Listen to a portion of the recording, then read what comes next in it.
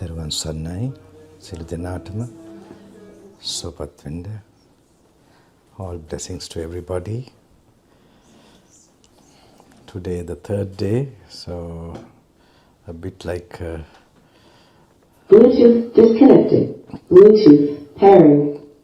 The hardest part today is also very tough. Tomorrow, it's just one day in your life. But make sure you are more stricter, more strict this last day. So that means strict in the sense, no talking. I can know whether you have talked if I find somebody laughing now. Okay. All right, doesn't matter. It's not. Don't look at other people talking. Okay, looking at others' fault is also a fault. So, but try your best. Only not tomorrow. You have to.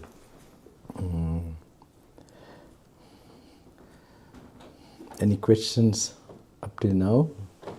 Before I start giving the rest of this thing. Please.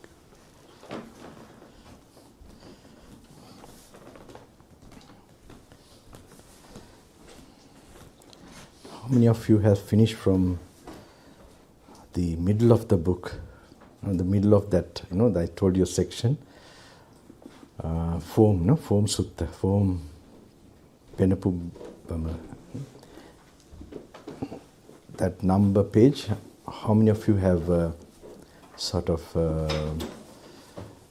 close to the end of it, or no need so close, but at least you have passed the half mark.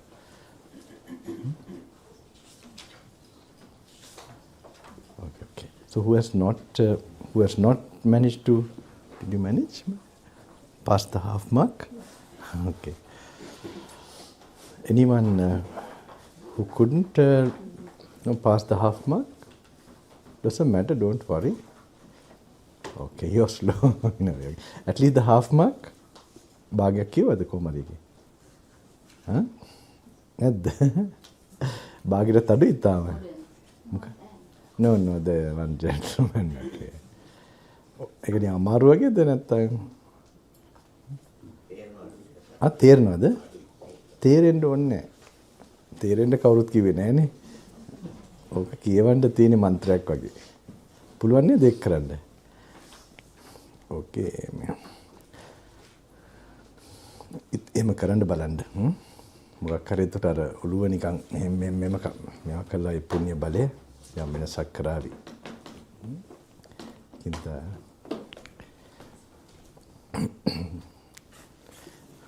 So welcome, Venerable. I had to tell you much merit. Thank you last time too. I got the opportunity in the city, right? Yeah, that was quite a memorable, even it was a small group, but for me I felt like I was teaching something in America. That gave me some taste. And also here, this is now after the 7 years I have come to, actually this has been there a long time I want to do. My teacher was encouraging me to do this many years back, but the time came only 2 years ago, a retreat with the sutras. I've been telling them also that in a retreat only there can be some kind of karmic operation. So with the dharma and use it practically. So now it's happening. And I'm glad that I was to come. I had this virus. Not now, don't worry. But I'm still not completely well. Like yesterday I was there. Now normally I do 3 hours and even more. But when I do that, I feel something little different with my body. So I have to balance it. Before I couldn't talk even properly. I felt so tired. Now nearly 5 months. Somebody says that it takes 8 months. Chikungunya, I don't know whether you have it here. Something like dengue, chikungunya. So it's kind of, maybe in the Southeast Asia you have this. So anyway, when you're fit, I hope all of you also can make effort. That's the only time that when you have the strength physically, And then anytime you can prepare to face whatever you have to face, the reality of life.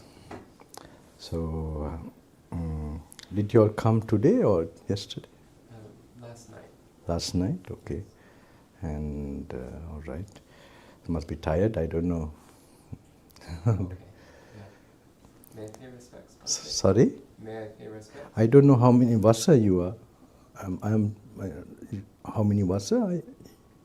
15. 15 vasa, okay. Okay, you can pay respects. Sorry.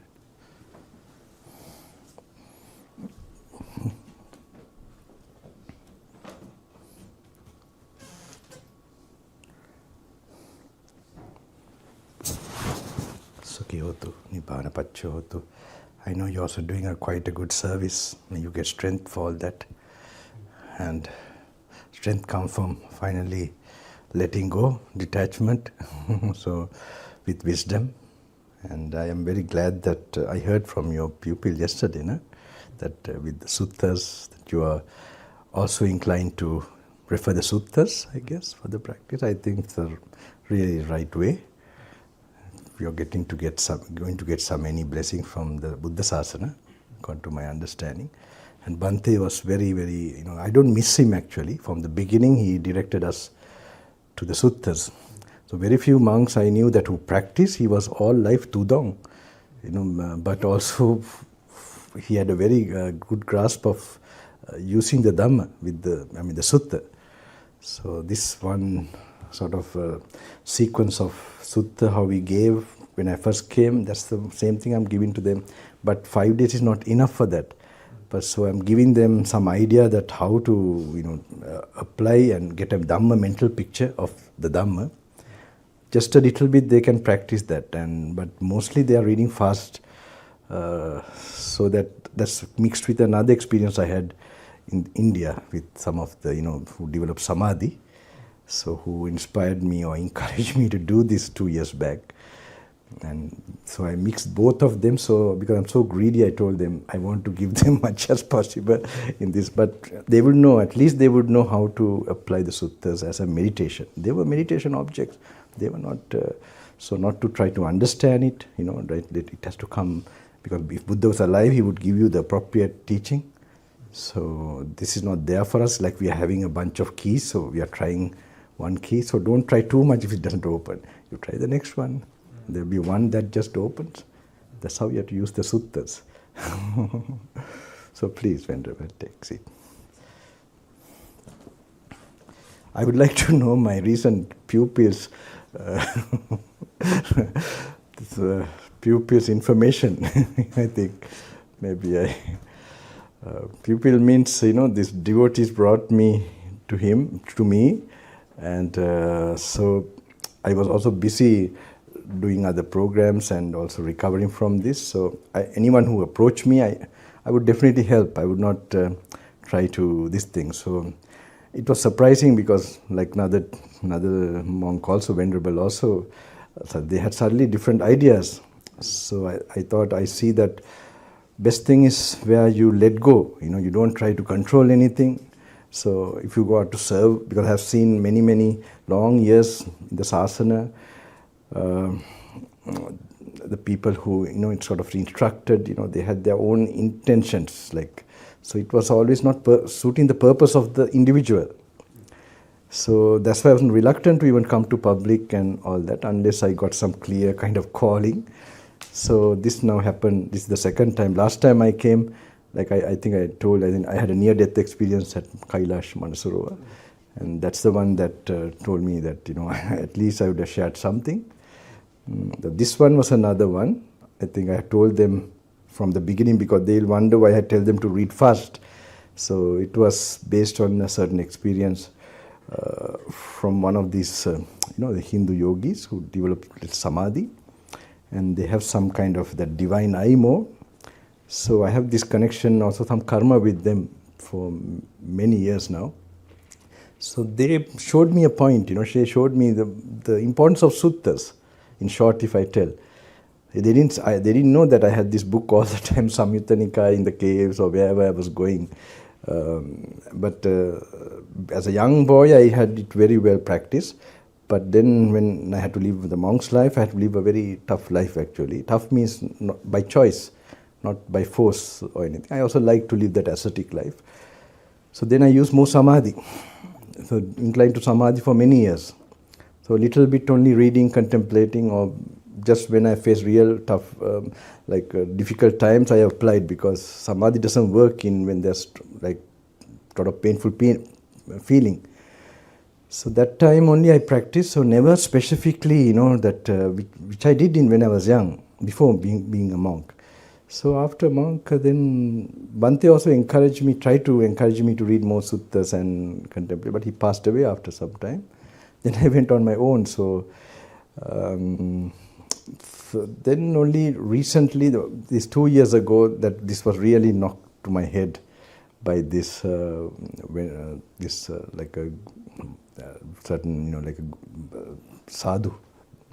He actually, are you familiar in India? Have you been? No, I don't know. So okay. So so somebody says now, when I have this part also, so they say like some people are interested in this mystical part. So we were in California, there's one devotee who flew from Australia. He was there, and he was trying to warn his sister not to go too much now to all these mystical things, that the direct Dhamma is here. So later, so he called them, what is this, don't, track panning defa. In Sri Lankan language, that's called like, don't jump the track, So it's a very little bit insulting to say, I don't know how to say it in English. It's like you jump the track, somebody who has off his mind, like. Off track. Yeah, off track. But it's in Sinhalese language, it sounds a bit more not very polite. So, in fact, so they were telling them, because they like that side of mind, especially ladies and all that, they are more kind of mystical, and even my mom, seeing devas and all that. So it's okay, that's all right, no problem. So, he's so much into it because he had been ordained and been to many programs, and he appreciated this with the suttas, how that is very solid, and the contemplation, the wisdom is more stronger. And actually, for me, I feel it's the real wisdom, where you'll know the Buddha actually. So, and your refuge will be to the Buddha if some experience, clarity comes, because through his instruction, this clarity comes, not from my teaching or whatever. So he later told me, Bhante, someone out of track put you on track. That is regarding this. So sometimes they are also useful. It's correct. Track panna kenek track එක දැම්මලු පාන්සෙ. ඒක නේද තාපසවරු ගැන කියන්නේ. So I have covered Skandha Vagga. So anyway, whatever you like to listen, up to you, Venerable.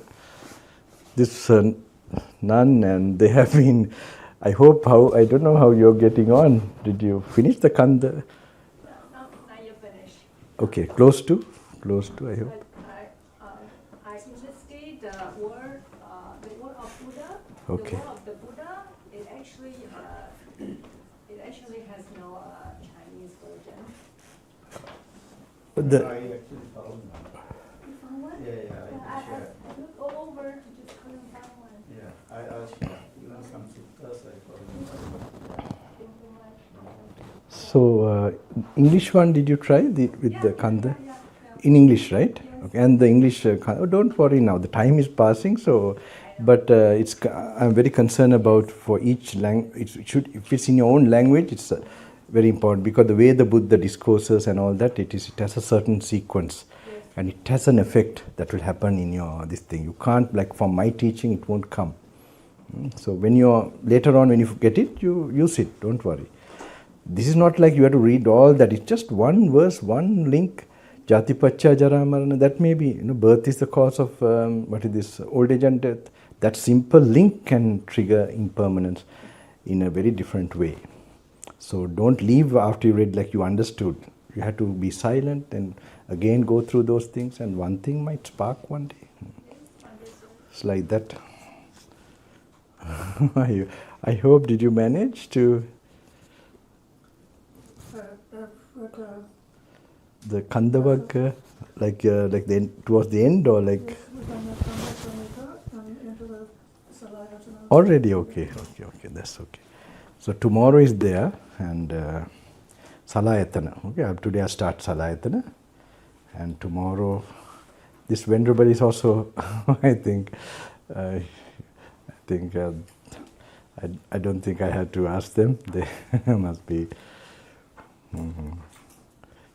You had a very other nice young monk, very enthusiastic, and I think he'll be going back to Italy, no? Today. So yesterday he met me. I heard you go to Tudong also there, like very nice, very good. And in Italy, I think that basis there of Assisi, St. Francis of Assisi, really it must be. So people have those memories in the subconscious from generations.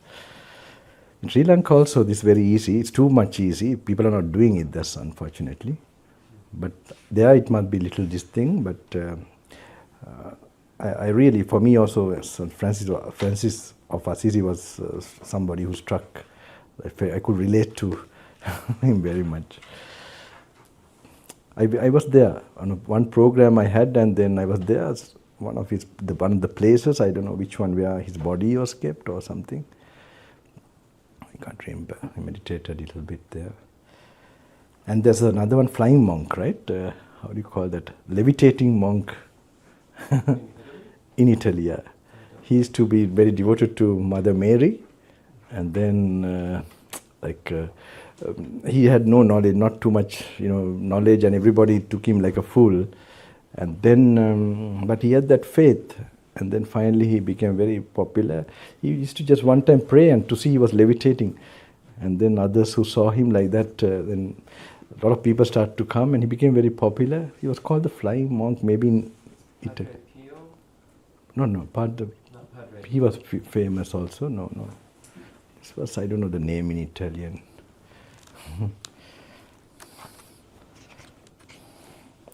Okay. I wanted to suggest you Samma Ditti Sutta. This also you must read on your own, okay? Let me show you.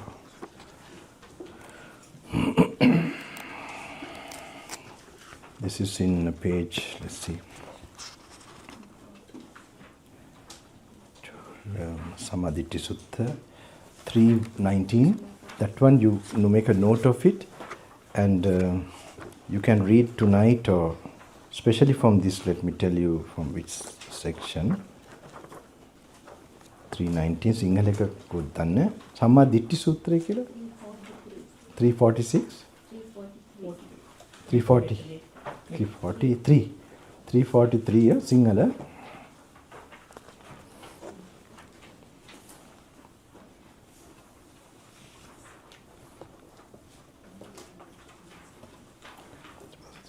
සම්මා දිට්ඨි සූත්‍ර 319.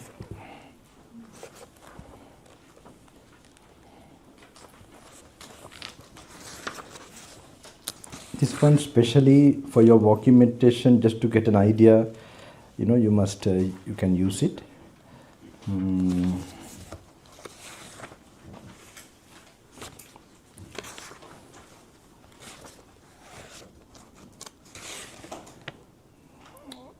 Even 323 page, being, clinging, craving, to get an idea, like, okay, and all these pages 325, 326, like that. Especially 326, mentality and materiality, how the Buddha has defined, just to get an idea then. Because the main thing is to know that this is conditioning this. Okay, and the conditioning thing is impermanent itself. So the effect has to be impermanent. That's the main... where is that? She was only coming for today. There's one lady there. She knows that we are... Okay. She's sitting there. Oh, she's there.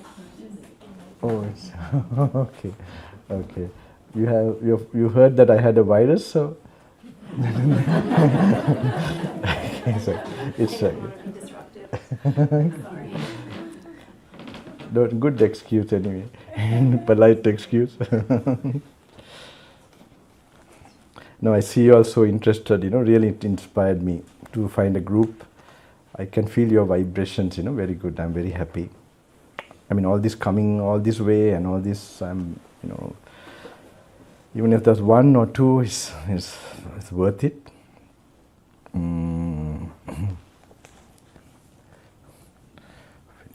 So this you have to read on your own, okay?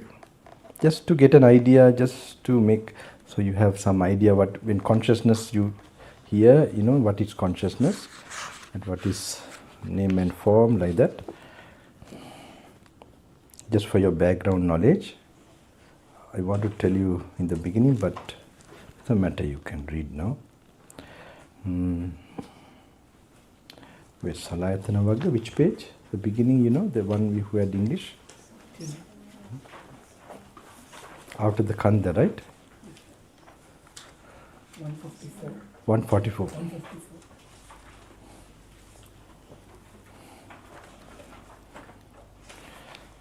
One thing I want to know. Most of you, almost, who has not read more than half of Kanda Vagga? Okay, almost all of you, okay, or everybody. So I just want to ask you all something. Now I'm speaking and all that, right? How many of you, like, now if you remain consciously, just suddenly like this, in this now 1-2 days, the third day also, like now you're hearing me and you're seeing me, and then, so this experience you're going through right now, can you bring into mind that this is body feeling perception, like that? Like this is what I'm experiencing, is not taking it subjectively, just like objectively. Can you sort of in the mind it comes, so what I'm experiencing now is body feeling perception there? How many of you can feel like that? Not that you're seeing exactly body feeling perception like that, but it's like you can generalize an experience. How many of you don't generalize? You don't generalize like now when I'm talking, or say if I shout or somebody shouts later, that you can bring that, and it's like this is the body feeling perception, not taking it personally. Can you do that? Or you can't? Anyone who can't? It has to be, it's just coming to, like we're trying to do, I'm trying to do that, like just detach a little bit and see that. Okay. But it has to be consciously. Yeah, correct. Consciously, definitely. But at least consciously, can you bring it? Who can't bring it?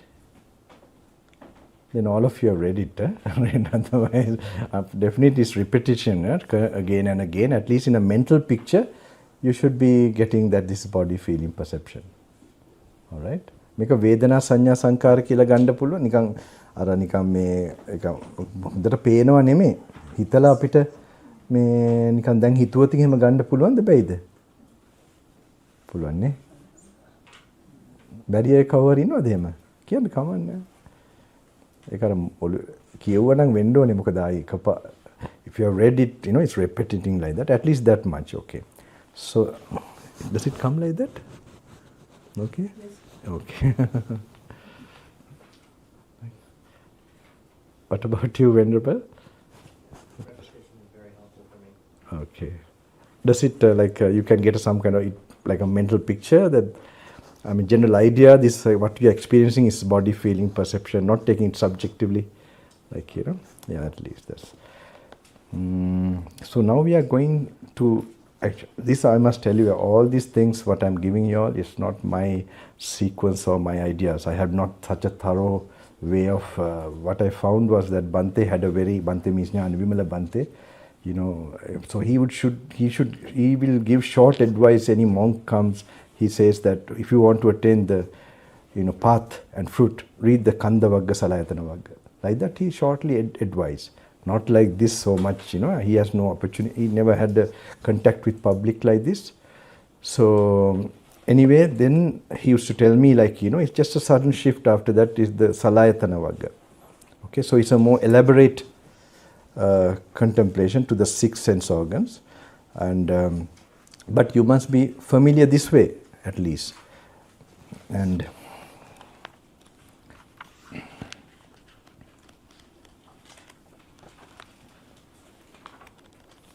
the Kanda Vagga, I hope you had some memory. The first I told you about how the Arahant, regarding he will not be distracted by, that part is clear for you all. And how is also, you find that the Seed Sutta, yesterday the Seed Sutta, we went, the end of, it was very late, and then we went to another sutta, right? I don't know, before that also, they had very good suttas. Yeah, that sutta also, so they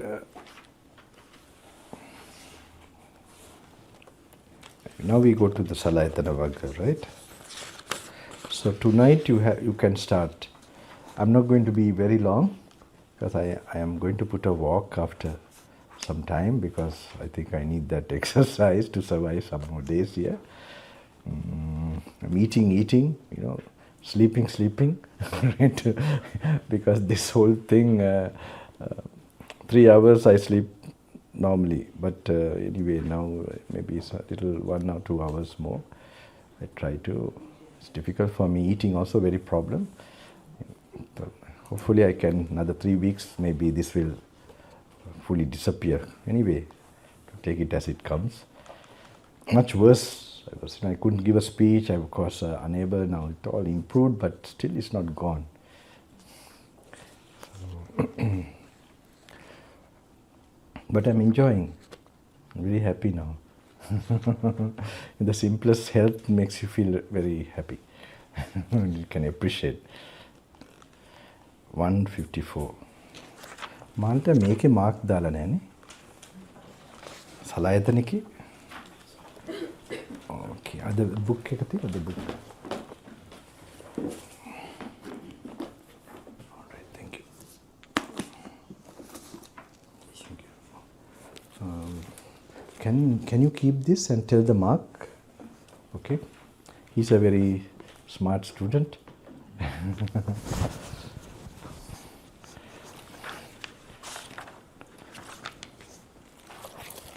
All of you are smart, okay? Not smart, you're earnest, so that's better than smart.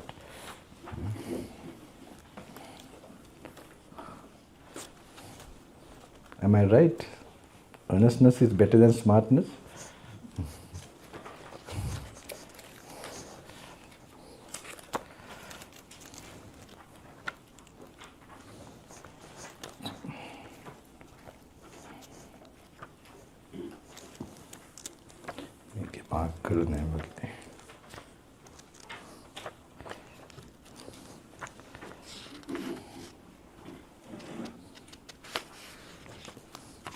Makkala නෑ වගේ මාත්‍ය මතු ඇතිනේ කමන්නේ.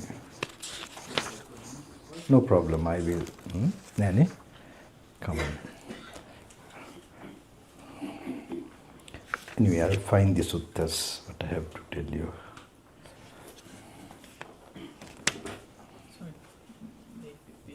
ඔක්කොම තියෙනවද? සලායතනෙක තියෙනවද?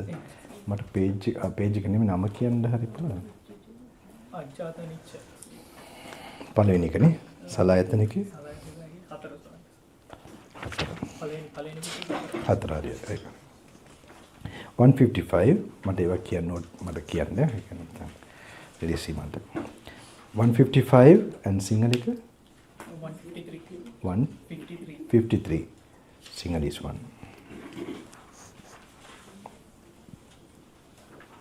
I've told you how to read this, how to relax.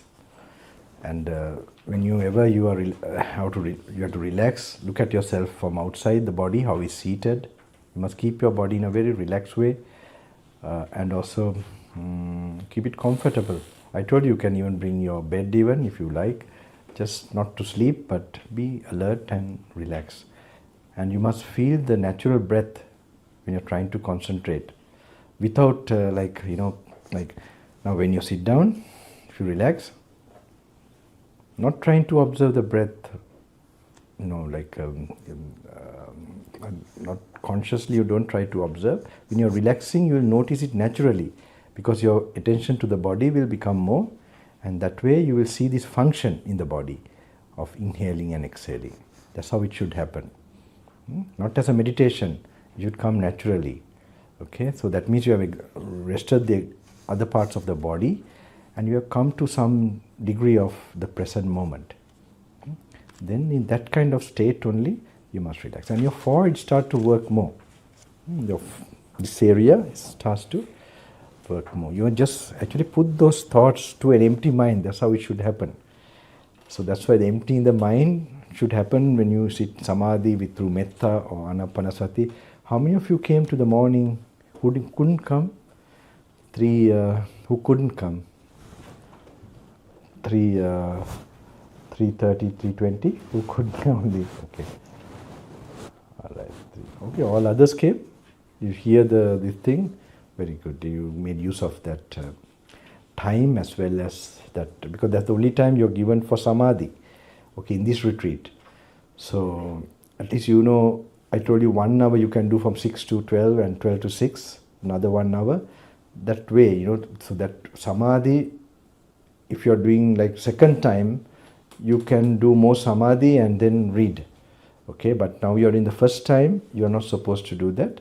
So that in this 5-day retreat, I'm trying to make sure you are going to go by force with something when you go out of this place. So that's why I tell you to just read, and cover just the page, even if you don't understand. 155, okay, we read the external. Because forms are impermanent. What is impermanent is suffering. What is suffering is non-self. What is non-self should be seen as it really is with correct wisdom. Thus, this is not mine, this I am not, this is not myself. Sounds, odors, taste, tactile objects, mental phenomena are impermanent. What is impermanent is suffering. What is suffering is non-self.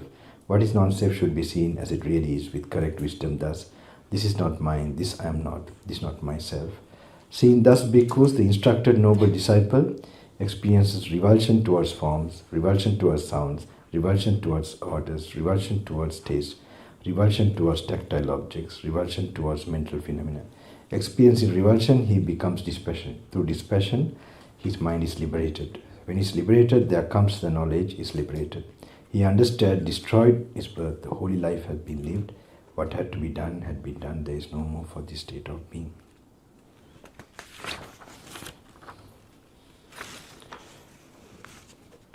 Before my enlightenment. Dutiya Ajjatanicca. Dutiya Ajjatanicca. Number 9. No, this is the one I want. This is not the one I want to read. Let this one. Next one. Yeah, doesn't matter. I got this one. Internalness impermanent in the 3 times. In the Tunkare, 3. Okay, 3 times. Eka page එක සිංහලෙන් කට්ටියට කියන්න පුළුවන්. Page 157, the next page. Bhikkhu's eye is impermanent. Now this is the same like the khandhas, because the eye is impermanent, both of the past and the future. Now you must slowly, like when you say the past, I told you last time about the khandhas also, the same reflection is there, but this is to the eye, the organ. You must think, at least few minutes ago or few hours ago, this has changed from what it was to something else, all right? Even if you take 1 week ago or even years ago, it's not the same eye you're having.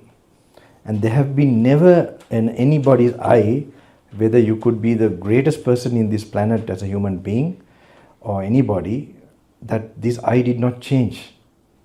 All right? If there is somebody, maybe Elon Musk or somebody, he has created something like that, maybe I can disrobe. So this you must go back. Just really, it looks very obvious, but these are exercises for you to get impermanent perception. So these are not just simple, you have to learn to, so you have more stillness, and you can appreciate this, you can do this exercise. Otherwise you feel tired to do this. Okay, just go back, like whatever, just think how the I that arose in the past has changed, definitely. And it happens to everybody, every being in this world. So take a deep breath and really, try to mentally sort of make it a personal awareness in your mind that how it has arisen and it has definitely passed away. Okay, if an I arises in the future, the same thing will happen.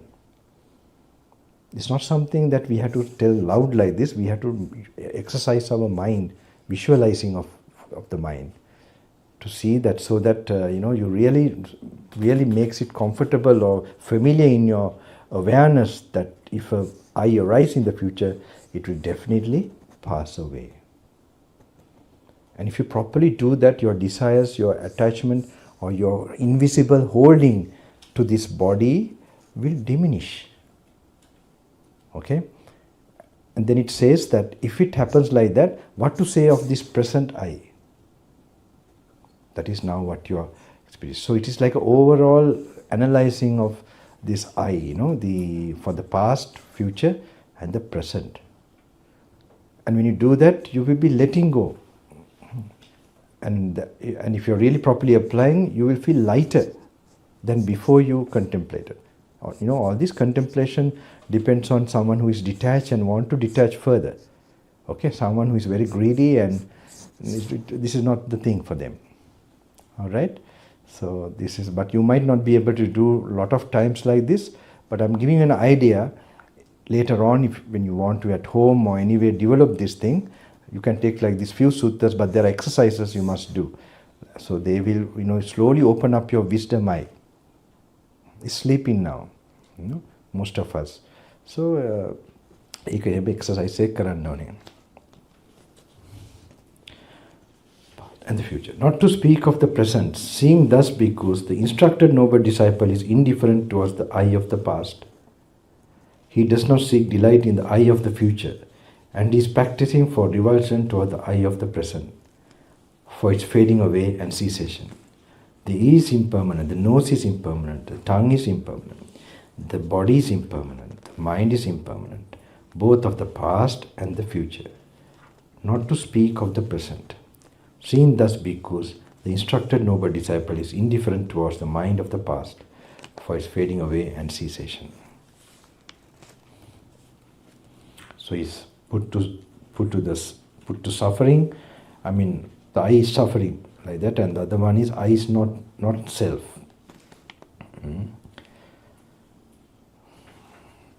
We can go through the I is not self. Now, bhikkhu, the I is non-self, both of the past and the future. Not to speak of the present. So you must apply this. Whatever you experience in the past was never you there, because it follows with impermanence. All right. So really now, when these things go into your mind, if you had some sadness from some incident from the past, this will clear it. More that perception gets. I know people who come to the retreat, that unresolved trauma or whatever. This is the final medicine. You're seeing the truth about what your experiences are, and then you realize that this is not to be taken seriously. It's like people who couldn't make up their mind, and that memory, this will, if they do these exercises, definitely, it will not like you're pretending you're not feeling the suffering will slowly fade away, because the cause of that is ignorance. That ignorance will be fading away, the wisdom will be arising. This is part of wisdom. Seeing the truth of your experiences. And this is just a start, when you do this exercise more with the help of the teaching like this, then the wisdom eye can just, blast. Blast means it will have a very special, there are levels of its experience. It's still like not clearly these things, like a blind eye still. Okay? So when it slowly starts to, work, and then there are times that, there's like a wow experience. This is it. Very in a simple way. That's in the right direction. So I tell people, when they get like that, it's not that they attain some path or something, you must not think like that. You must continue in the right direction. This simple, small but profound experience can happen with your more steady mind and purified mind. So if you really want to, after the retreat also, you will continue disciplining yourself, sharpening your faculty, your mind to experience these things. Knowledge will be there. Knowledge, this is not something, I told you last time that knowledge is one thing, but experiencing this is a very different thing.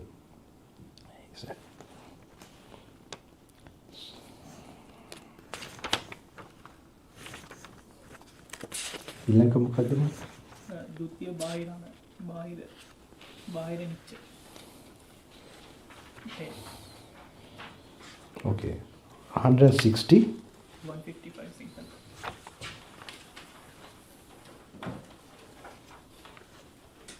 මට තනියම හොයාගන්න වෙන කමන්නේ. Number 10 sorry.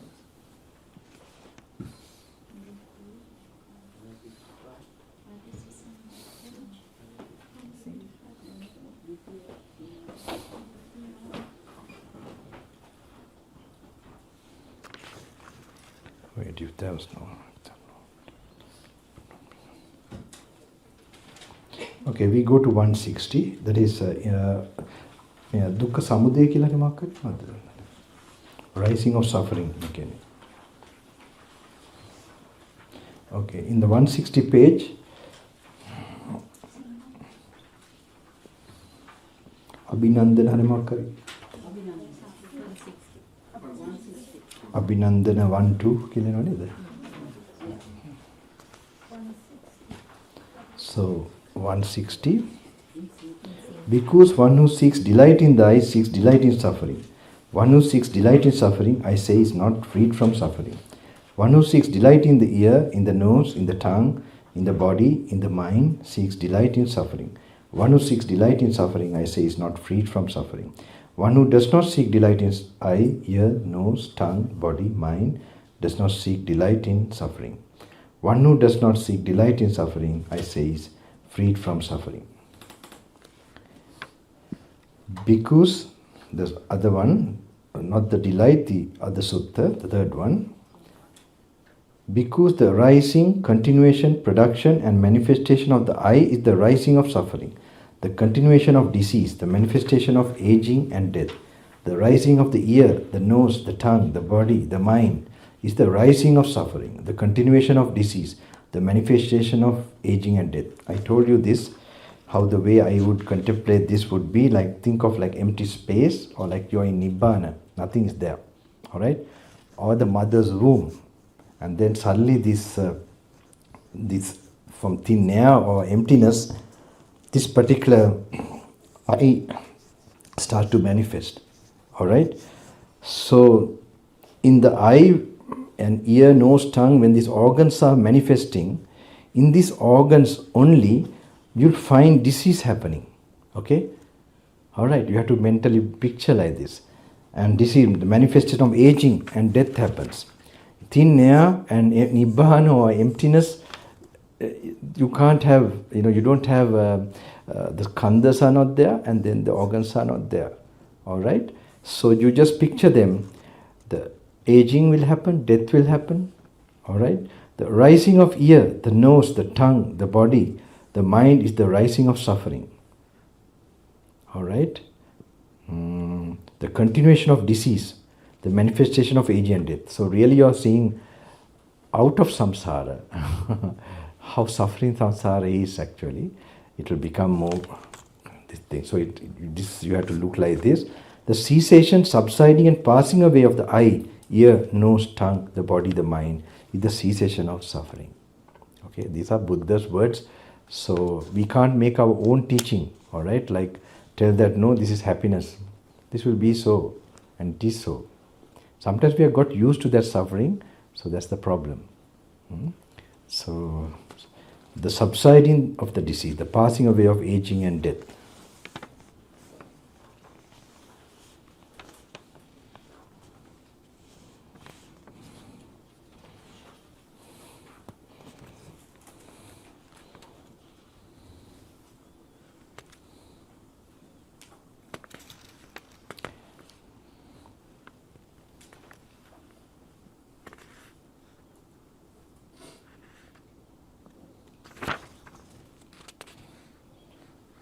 to kind of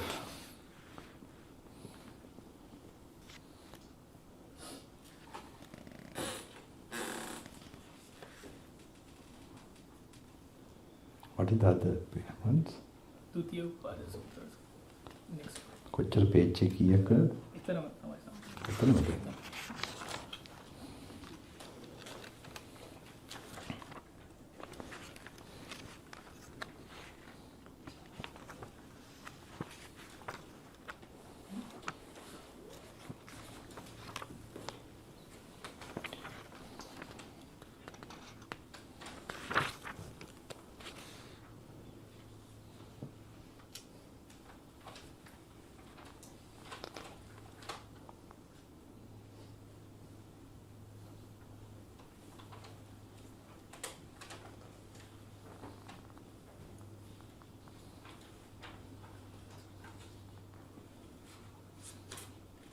Okay, 168 අර ಜಾති කියලා නෝ නේද?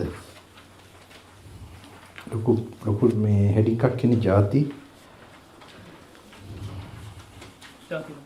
Okay, ඒක කියනවා subject to birth. Okay, 168 bhikkhus all is subject to birth, and what bhikkhu is all that is subject to birth? I is subject to birth. Forms, eye consciousness, eye contact, whatever feeling arises with eye contact as condition, that too is subject to birth.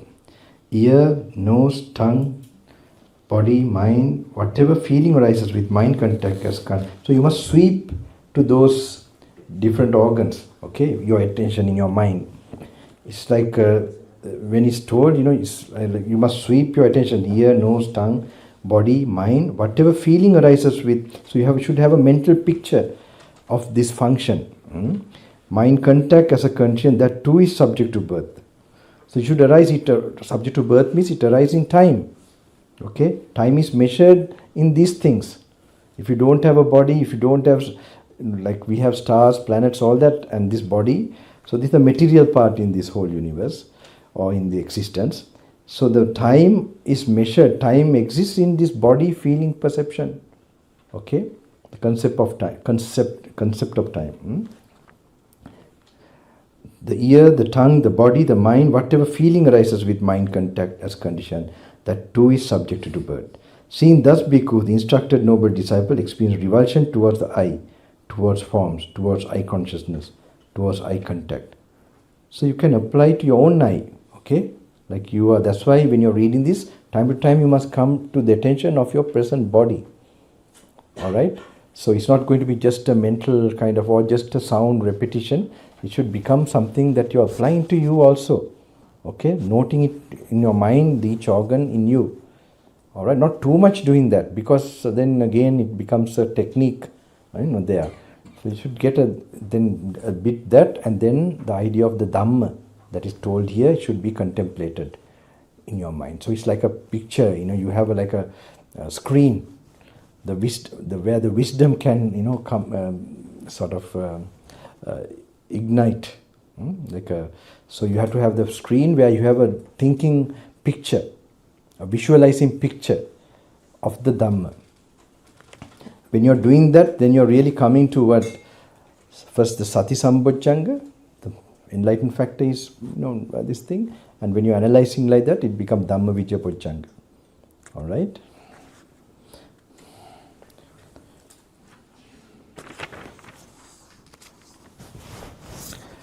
Attaining Nirvana.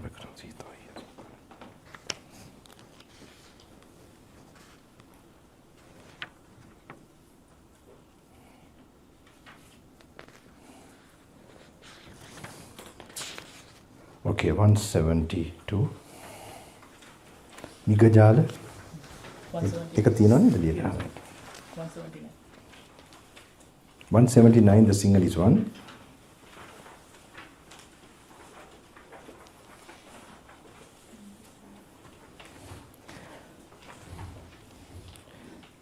Venerable Sir, it is said a lone dweller, I am going very short form, okay? Lone dweller. In what way, Venerable Sir, is one a lone dweller? And in what way is one dwelling with a partner? There are Migadala forms cognizable by the eye that are desirable, lovely, agreeable, pleasing, sensually enticing, tantalizing. If a bhikkhu seeks delight in them, welcomes them and remains holding to them, delight arises. When there is delight, there is infatuation. When there is infatuation, there is bondage. Bound by the fetter of delight, Migajala bhikkhu is called one dwelling with a partner. There are Migajala sounds cognizable by the ear, odors cognizable by the nose, taste cognizable by the tongue, tactile objects cognizable by the body, mental phenomena cognizable by mind, that are desirable, lovely, agreeable, pleasing, sensually enticing, tantalizing. If a bhikkhu seeks delight them, now this third day also you will feel like, where am I? Okay? Like you could have expected something like it's normal, so you might feel tomorrow is the day when the cake is little baking. All right. so wait for tomorrow. After tomorrow, you can chase me. Okay. So just, I know inside your heart sometimes some things, working. Just tomorrow. Okay. I told you, give me the 4th day and 5th day. You're also then you're leaving. All right. So just have patience. All right. Mental phenomena cognizable by the mind that are desirable, lovely, agreeable, pleasing, sensually enticing, tantalizing. If a bhikkhu seeks delight in them, he is called one dwelling with a partner. Migajala, even though a bhikkhu who dwells thus resorts to forests and grove, to remote lodgings, where there are few sounds and little noise, desolate, hidden from people, appropriate for seclusion, he is still called one dwelling with a partner. For what reason? Because craving is his partner and he has not abandoned it. Therefore he is called one dwelling with a partner. There are Migajala forms cognizable by the eye that are desirable, lovely, agreeable, pleasing, sensually enticing, tantalizing. If a bhikkhu does not seek delight in them, does not welcome them and does not remain holding to them, delight ceases. When there is no delight, there is no infatuation. When there is no infatuation, there is no bondage. Released from the fetter of delight, Migajala bhikkhu is called a lone dweller. There are Migajala sounds cognizable by the ear, odors cognizable by the nose, taste cognizable by the tongue, tactile objects cognizable by the body, mental phenomena cognizable by the mind, that are desirable, lovely, agreeable, pleasing, sensually enticing, tantalizing. If a bhikkhu does not seek delight in them, he is called a lone dweller. Migajala, even though a bhikkhu who dwells thus lives in the vicinity of a village, associating with bhikkhus and bhikkhunis, with male and female lay followers, with kings and royal ministers, with sectarian teachers and their disciples, he is still called a lone dweller. For what reason? Because craving is his partner and he has abandoned it, therefore he is called a lone dweller.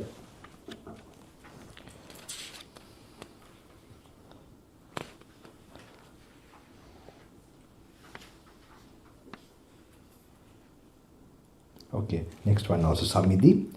Samidhi කියලා තියෙනවනේ දෙකෙන්. 181 Singlish one, 174 the next page. 174 the English one. On one occasion the Blessed One was dwelling at Rajagaha in a bamboo grove. You don't read this fast, right? When you're on your own, but when you have to cover, you have to read fast. But you have to relax. Okay, don't even say it verbally, mentally, and make that use it to get your contemplation. That's how you're using the sutta. Samadhi approached the Blessed One and said to him, Venerable Sir, it is said Mara Mara. In what way, Venerable Sir, might there be Mara or the description of Mara? Where there is I, Samadhi, where there are forms, I consciousness, things to be cognized by I consciousness, there Mara exists, or the description of Mara. Where there is ear, the nose, the tongue, the body, the mind, where there are mental phenomena, mind consciousness, things to be cognized by mind consciousness, there Mara exists, or the description of Mara. Where there is no I, Samadhi, no forms, no I consciousness, no things to be cognized by I consciousness, there Mara does not exist, nor any description of Mara. Where there is no ear, the nose, the tongue, the body, the mind, no mental phenomena, no mind consciousness, no things to be cognized by mind consciousness, there Mara does not exist, nor any description of Mara. In the Dhamma, Buddha explains places where, like there are two feelings in the programs also I explain. There is the sensual the sensual world contacted, you get feelings, and then you have when you let go them, and then you have like it's called more spiritual feeling, of peace and all that. Because that's normally experienced in the mind. So normally when you attain first dhyana, it is said you have put a darkness to Mara. Okay? So he can't find you in a way. That means first dhyana means you have no desire for the five senses and you have one thought. Normally you have many thoughts because it is connected with the five senses. Alright? You have monkey mind and all that. But when you have one thought, it's dhyana. So in that case, now even how do you find Mara in the mind? There is another Mara there. You have no anger and greed. But I have told, in short, I will tell you fast, but you have still what? There are three things, anger, greed, delusion. So what delusion of what? Because it's still a feeling, it's a component of consciousness, and when you have feeling and still consciousness arising, you have sense of I. This sense of I is still there. Even an anagami, the non-returner, they have the sense of I. So through wisdom only you transcend the body, feeling, perception and so on. Where if you're really transcended, you will get this clear idea that it's a cause and effect, and that sense, that delusionary idea of I will be absent. So that's the point where you can know for yourself, that well, this could be this is the end of this whole, but the highest experience you can get. So otherwise, always associated with body, feeling, perception, you will get a sense of I. If there's attachment also, there will be attachment, because that's the nature of body, feeling, perception. With a human body, with a deva body or a Brahma body, it will be always creating tanha. Where there is no I, samidhi, or no forms, no I consciousness, no things to be cognized by the I consciousness, there Mara does not exist, nor any description of Mara. Where there is no ear, no nose, no tongue, no body, no mind, no mental phenomena, no mind consciousness, no things to be cognized by mind consciousness, there Mara does not exist, nor any description of Mara. This is also very important. Where Venerable Sir, it is said a being. It's in the next page, 175. 182. Huh? 182 in the Sinhalese one. These three sequence of sutras are very important. Okay? Samidhi. Venerable Sir, it is said a being. In what way, Venerable Sir, might there be a being or a description of a being? I hope they have not repeated. You try to repeat, okay, on your own this kind of sutta, because it's very important for you to get a mental picture that associating this body feelings or eye, ear, nose, tongue and the conscious experience using the eye, ear, nose, tongue, that associating this only, you get an idea of being, not real. Because whatever you are taking, this is coming in the mind, you're not getting you're not clear about its true nature of changing. So with the real more clarity of that is a changing and disappearing thing, then the idea of that there is a person will fade away. Okay, and the clinging also will fade away, because clinging and the idea of being, they're all together. So simultaneously, when you reduce clinging, you get a more clearer picture of the Dhamma, and with the clearer picture of the Dhamma, the illusionary idea of that there's a person will also fade away. Venerable Sir, it is said suffering. What way, Venerable Sir, might there be suffering? The description of suffering. And the fourth one, Samidhi. Venerable Sir, it is said the world. In what way, Venerable Sir, might there be a world or the description of the world? Where there is I, Samidhi, where there are forms, I consciousness, things to be cognized by I consciousness, there the world exists, or the description of the world. Where there is ear, nose, tongue, the body, the mind, where there are mental phenomena, mind consciousness, things to be cognized by the mind consciousness, there the world exists, or the description of the world. Where there is no I, Samidhi, no forms, no I consciousness, no things to be cognized by I consciousness, there the world does not exist. There the the world does not exist, nor any description of the world. Where there is no ear, nose, tongue, the body, the mind, no mental phenomena, no mind consciousness, no things to be cognized by mind consciousness, there the world does not exist, nor any description of the world. So in this part of the world, sometimes so much into science. Recently I had a discussion with a very, very nice professor actually. He's a monk now, so he has written a lot of books. Actually, I would like to have those books because to relate to this part of the world, I think it's very important. But here it's like, I also came to this through science, especially I have told some background of that. So he was telling that something about, that they have found through the telescope and about another galaxies and something he explained. So I just have to remind him, being a Buddhist, that, that was, so he was telling it's a big finding. So, yes, okay, but it's still with the eyes, okay? You're using this eye and you are getting a consciousness, and it's like actually still in the sensual world. You have not changed consciousness to a higher consciousness, in terms of different dimensions. So you're in the same type of consciousness where you see galaxies or whatever. It's from the eye, the visual, this thing, and maybe you make some theory from what you're seeing. So it's like a well, you're looking from the well, you're seeing a little further away from the well, but you're not really raising your consciousness. So only in samadhi, through faith, through mindfulness, that you're really going really far away, okay, in this body.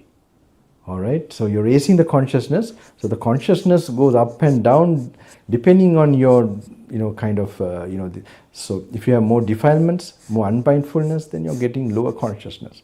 Okay, you're getting more purified, more mindful, and even now, even like samadhi, it's actually very far away from the five senses. That is your real spaceship that is going. This is a mind ship, okay, not spaceship. So it's going very far. And vipassana, now I told you, you get wow experience in case, you are even trying to trigger that while you are in a retreat or in your general life. It is further than even that. It's unthinkable vipassana experience. It is infinite. That's why there's no point trying to explain your experiences. You should tell the way how to get it, but you can't talk about it. It's unthinkable. It's called achintya in the Pali. The things like vipassana experience, dhyana experience. Dhyana experience already unthinkable. So it goes beyond the language, of the five. Language is made out of five senses. The experience that world. So which goes beyond that. If someone is talking, that means they are not in the direction of experiencing it. Where there is no ear, where there is no eye, samidhi. Okay. So where there is ear, nose, tongue, the body, the mind, there are these mental phenomena.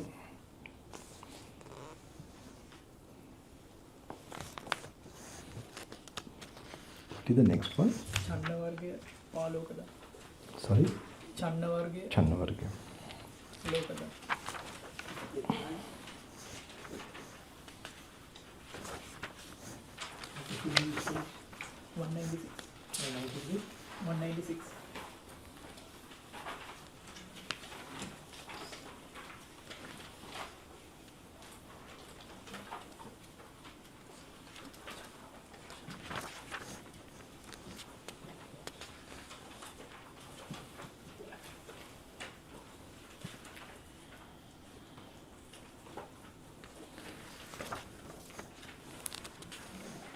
Okay, 185 in the English one.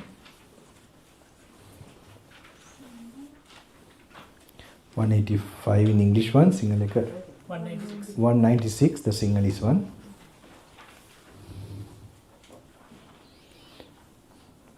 At Savatthi, then the Venerable Ananda approached the Blessed One, the Channa, right, that one, and said to him, Venerable Sir, it is said the world, the world. In what way, Venerable Sir, is it said the world?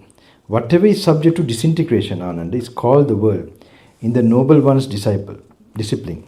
And what is subject to disintegration? The I, Ananda, is subject to disintegration. Forms, the eye consciousness, eye contact, whatever feeling arises with eye contact as condition, that too is subject to disintegration. The ear is subject to disintegration. The nose, the tongue, the body, the mind is subject. So when you're reading this, just actually not this fast, you must sort of visualize just how it's disintegrating. Okay? Okay, just noting and visualizing it, so that some mentally you're letting go your own eye, ear, nose, tongue, so that you have to do a little bit. The ear is mind is subject to disintegration. Whatever feeling arises with mind contact as condition, that too is subject to disintegration. Whatever is subject to disintegration, Anand is called the world in the Noble One's disciple. If you have time, you must read like this, and just in the walking meditation, you must sort of try to get this idea more. It's so simple. Repeat it, and then kind of put it to yourself and to your each part of your organs, and just that try to make it more. Just keep on thinking about it. That's what you should be doing. But if you have no time, then one day later, if you are doing the second retreat, or you're spending on your self retreat or at home, then you can try that. Just one of that will be enough for you if you really a little bit. But don't stick to that also. It's like a key that opens a little bit. Alright, so make sure you always keep reading the other sutras also in your normal, future on this path, when you're wanting to go on this mind ship. Okay? Then the Venerable Ananda approached the Blessed One and said to him, Venerable Sir, it is said, empty is the world, empty is the world. In what way, Venerable Sir, it is said, empty is the world? It is empty, it is Ananda because it is empty of self and of what belongs to self, that it is said empty of the world. And what is empty of self and of what belongs to self? The I Ananda is empty of self and of what belongs to self. Forms are empty of self and of what belongs to self. I consciousness is empty of self and of what belongs to self. Eye contact is empty of self and of what belongs to self. Whatever feeling arises with mind contact now is it's made short form, okay? But you must try to repeat to all the sense organs. So whatever feeling arises with mind contact as condition, whether pleasant or painful, or neither painful nor pleasant, that too is empty of self and of what belongs to self. It is Ananda because it is empty of self and of what belongs to self, that it is said empty is the world. So really you must go like into, you imagine you are having a feeling, okay? You must go into your feeling. Imagination is very important here. But you're imagining, normally when we say imagination, it means something not real, okay? Now we are imagining reality, okay? So this imaging or imagining, this is very important for that's related with Yoniso Manasikara, that what leads to attaining Nibbana actually. So that very important, you have to sort of go into this and just allow this, because this is talking about the actual truth of that experience. So we are not in that realization of it. So when you keep on sometimes for some time, and it can trigger a completely another awareness, which is the true nature of that. Okay, actual true nature, and it's like a revelation you get about an experience you have been always experiencing. That is not you. There's no person there. Okay, for that only you have to stay alone and do little walking meditation and be alone. More you stay alone, and sit down for samadhi, and like that mix, read, and then sit down, like that.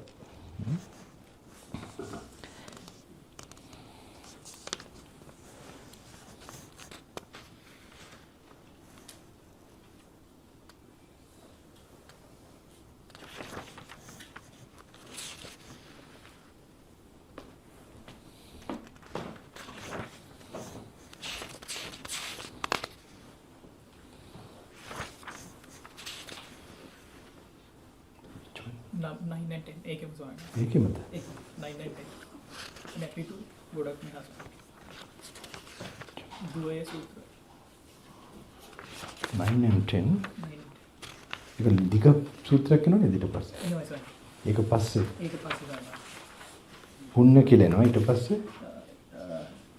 පුන්නයකට පස්සේ බාහ්‍ය සූත්‍ර ඡා සූත්‍ර එකත් පස්සේ එකත් number 9 හරි හරි very nice sutta we are coming to 193 පිටුව කීයද 206 yesterday we read that no but I mistakenly okay but good one this one very special one we are telling you like we are coming to the Buddha or Arya Sangha their type of thinking we need to also develop okay the way the Buddha discourse very special here it is actually the 194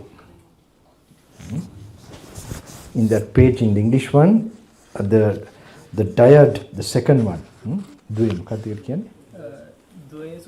Dve Sutra is the second Dve Sutra okay Dutiya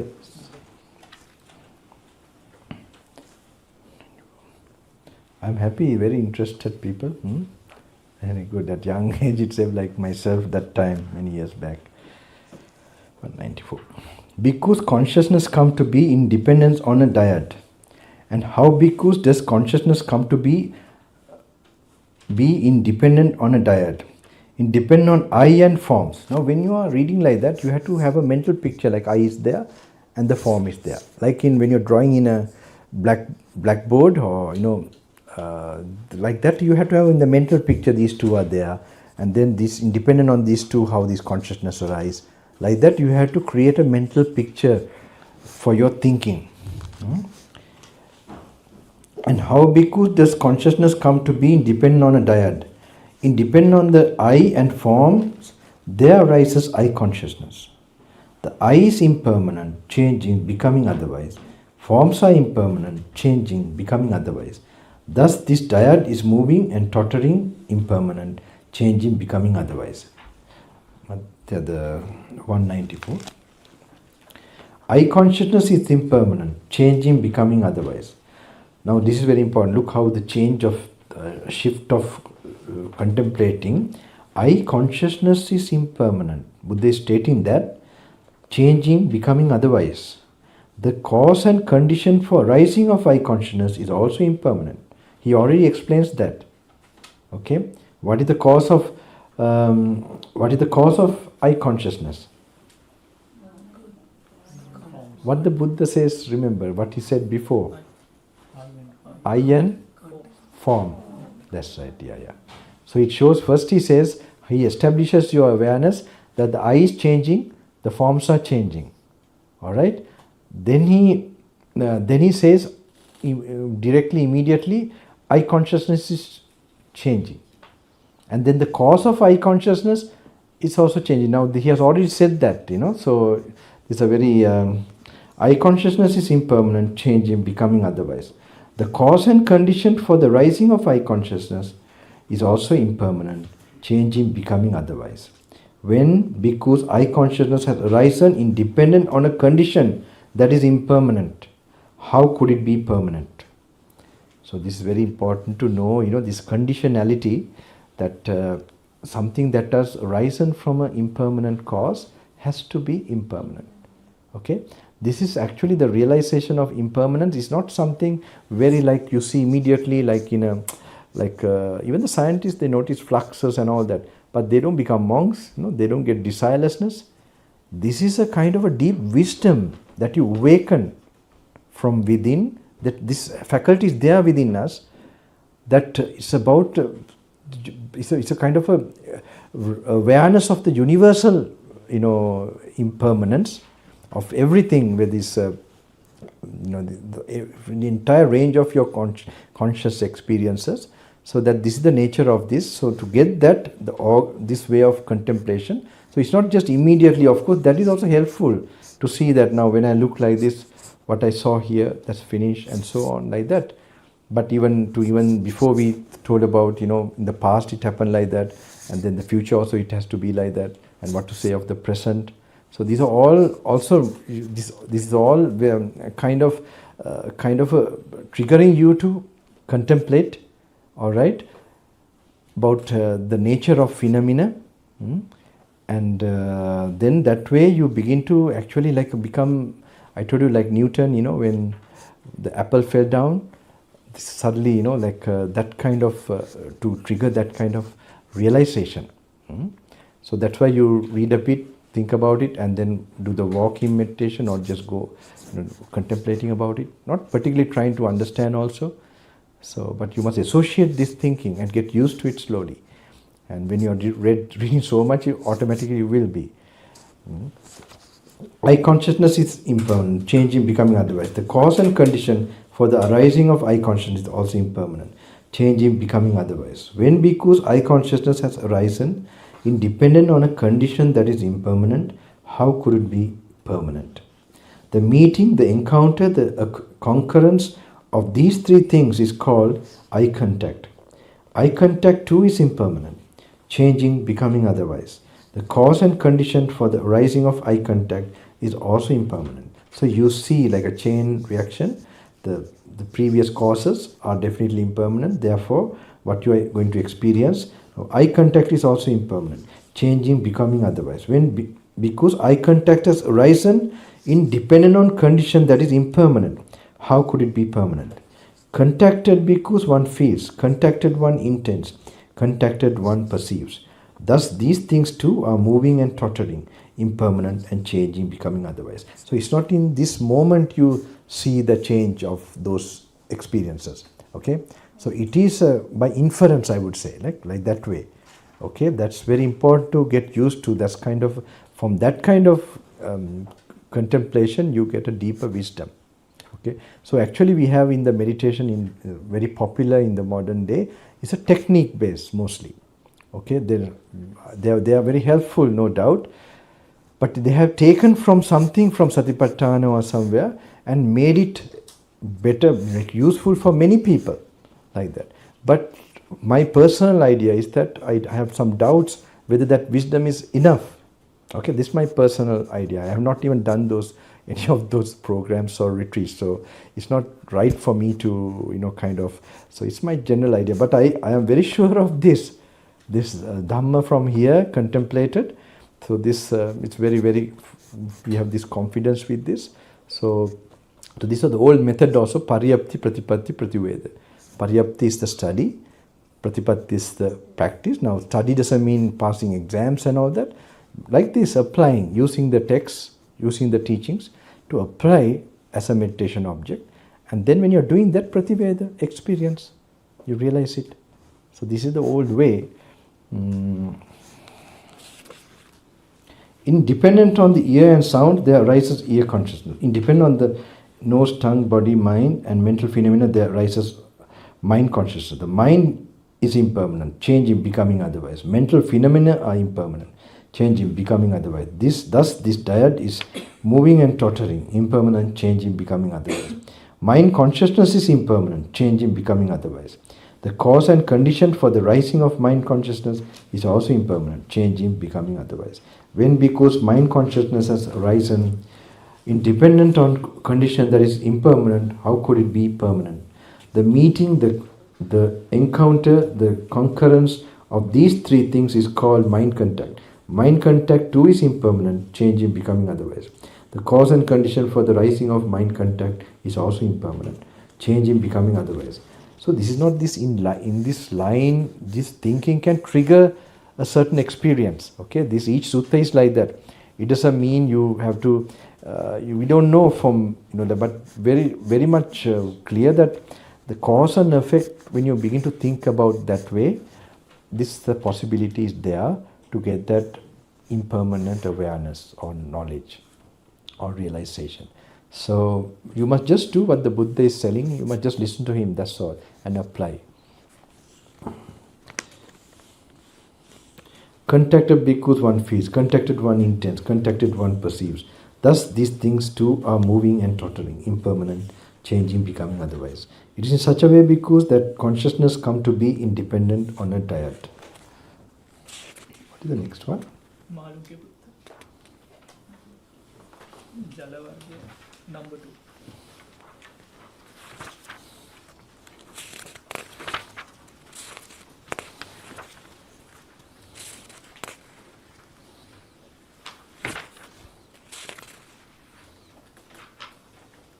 Just before that, 204, not yours again only. Not yours, Getonarami. Malankiput is 197. No, 197. Okay, before that, right? Okay. Yeah, right.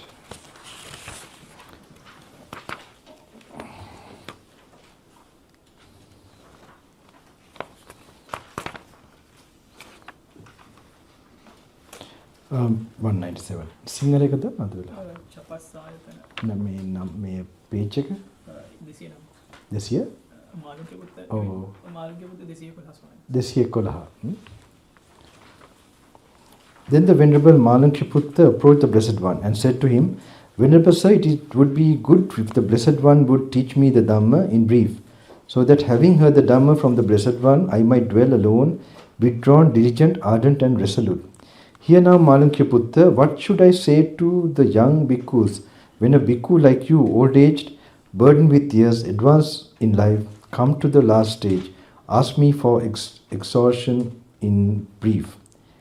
Exhortation. My English is, how do you pronounce this? Correct? Please correct me, otherwise don't say yes to everything. I can learn some English after a long time. Although, Venerable Sir, I am old, aged, burdened with years, advanced in life, come to the last stage, let the Blessed One teach me the Dhamma in brief. Let the Fortunate One teach me the Dhamma in brief. Perhaps I may understand the meaning of the Blessed One's statement. Perhaps I may become an heir to the Blessed One's statement. What do you think, Malankiputta? Do you have any desire, lust or affection for those forms cognizable by the eye that you have not seen and never saw before, that you do not see and would not think might be seen? No, Venerable Sir. Do you have any desire, lust or affection for those sounds cognizable by the ear, the nose, the tongue, the body, the mind, mental phenomena cognizable by the mind that you have not cognized and never cognized before, that you do not cognize and would not think might be cognized? No, Venerable Sir. Here, Malankiputta, regarding things seen, heard, sensed and cognized by you, in the seen there will be merely the seen, in the heard there will be merely the heard, in the sense there will be merely the sense, in the cognized there will be merely the cognized.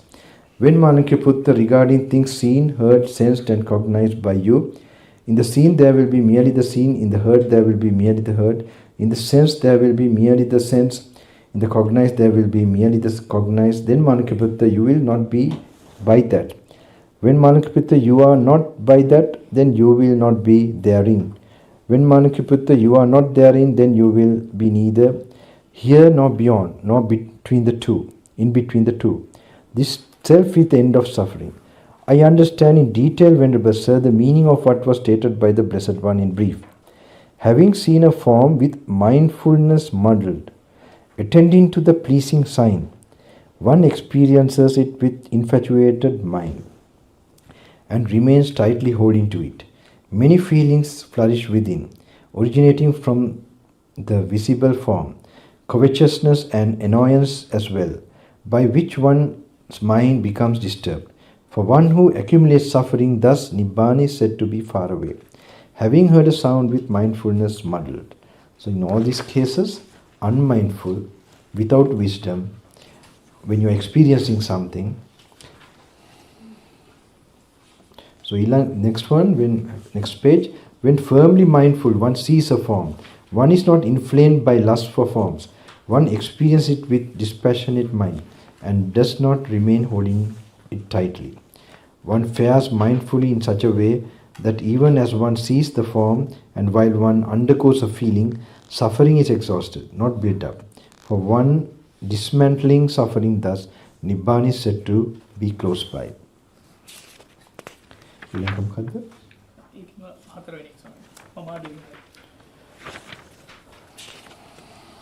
Okay. Okay, 202 page. Either 216 in the single is one. 202 in the English one.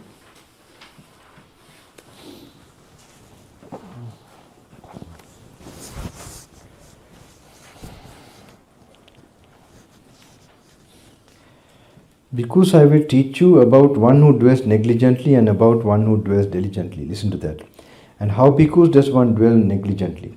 If one dwells without restraint over the eye faculty, the mind is soiled among forms cognizable by the eye. If the mind is soiled, there is no gladness. When there is no gladness, there is no rapture. When there is no rapture, there is no tranquility. When there is no tranquility, one dwells in suffering. The mind of one who suffers does not become concentrated. When the mind is not concentrated, phenomena do not become manifest. Because phenomena do not become manifest, one is reckoned as one who dwells negligently. If one dwells without restraint over the ear faculty, the mind is soiled among sounds cognizable by the ear. So they apply to all of it. That's very important. One, two, I have an idea why Sila is important. Okay? And if you enjoy your feeling how you are going to, you're going to have no gladness. In the programs I talk about, and happiness without a reason, and sadness without a reason, just to give these points. Okay?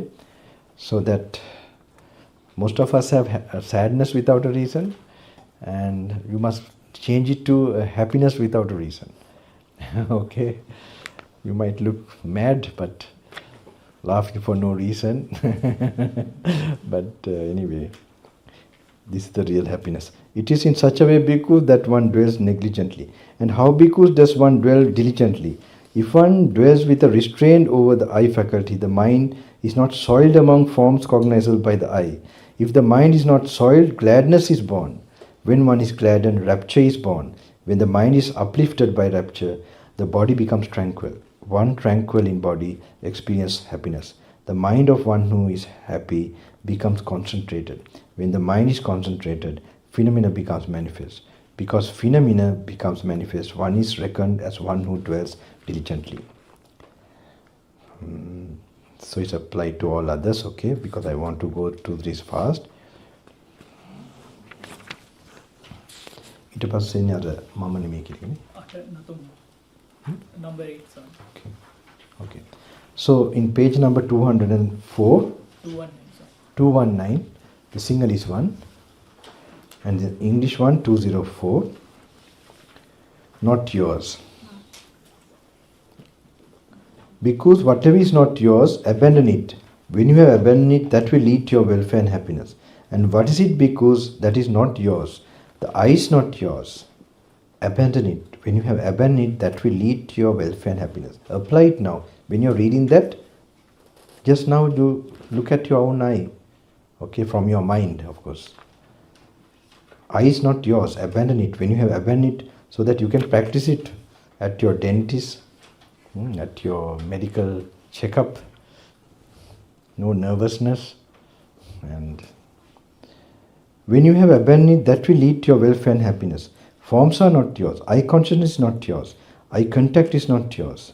Whatever feeling arises with eye contact as condition, whether pleasant or painful, or neither painful nor pleasant, that too is not yours. Abandon it. When you abandon it, that will lead to your welfare and happiness. The ear is not yours. The nose, the tongue, the body, the mind is not yours. Whatever feeling arises with mind contact as condition, that too is not yours. And when you have abandoned it, that will lead to your welfare and happiness. Suppose, because people were to carry off the grass, sticks, branches and foliage in this Jeta grove, or to burn them, or to do with them as they wish, would you think people are carrying us off, or burning us, or doing... Sorry, I feel very funny when I read these, okay?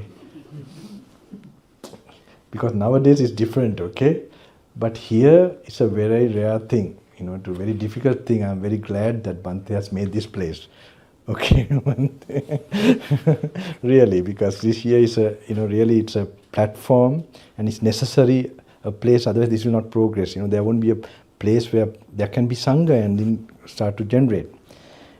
But sometimes the attachment we have created in the modern times, I feel funny when I read this, because of course if they carry the things in the in the property, there will be in the modern time they would not stay like it's not mine, right?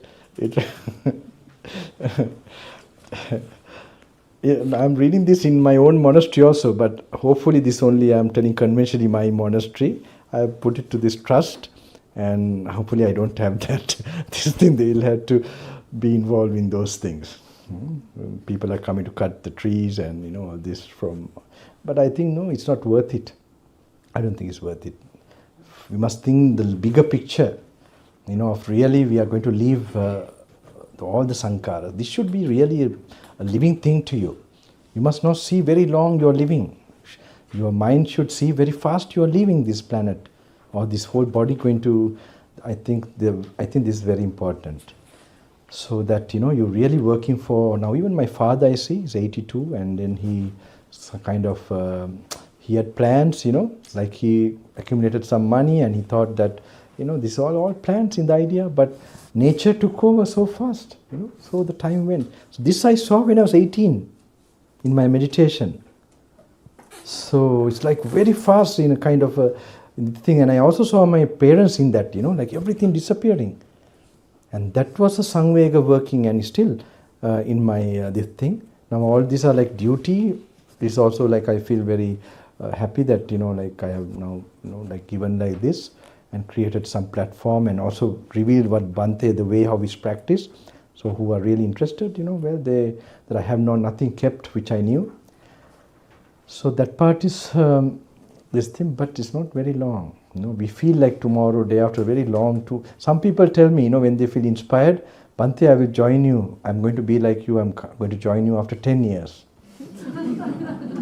Why do they say like that? Now, later I got to know. For them, 10 years seems very long time. Very long time. So they think that, they can relax until then, So this is how they are thinking. That's the reason. So they really don't want to do this. So they just want to hang on to this. But finally reality will come and it will be quite too late. Luckily my father, I gave him some things, but still he could have done more. But he was involved with the worldly life. They are like normally a lot. But who, just I'm giving an idea. You all already have the chances to get this opportunity to do, sort of think and do like this at least 5 days. So make use of it. See far away, and even if you live very long, it will be very short. Okay? Suppose because people were to carry off the grass, sticks, branches and foliage in the Jeta grove, or to burn them, or to do with them as they wish, would you think people are carrying us off, or burning us, or doing with us as they wish? No, Venerable Sir. For what reason? Because, Venerable Sir, that is neither ourself nor what belongs to ourself. So too, bhikkhus, so slowly you must go into your body and consciousness even when you're reading these things. Okay? And then remind yourself this is not your property. Okay? They seem simple, but you will establish your consciousness, your thing. You have to guide it and really remind. So this will be helpful. Okay? That's how you... Whatever feeling arises with mind contact as condition, that too is not yours. Abandon it. When you have abandoned it, that will lead to your welfare and happiness. Okay.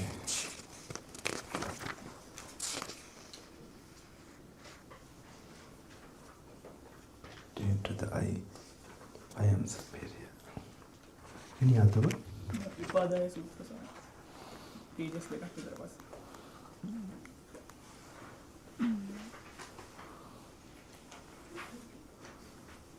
Okay, 207.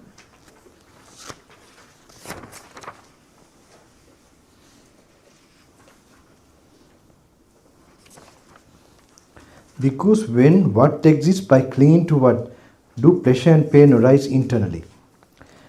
Now this very important, internally. Venerable Sir, our teachings are rooted in the Blessed One. When there is I, bhikkhus, by clinging to I, what is the Sinhalese page?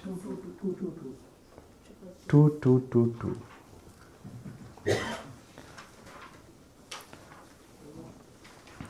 Dekai.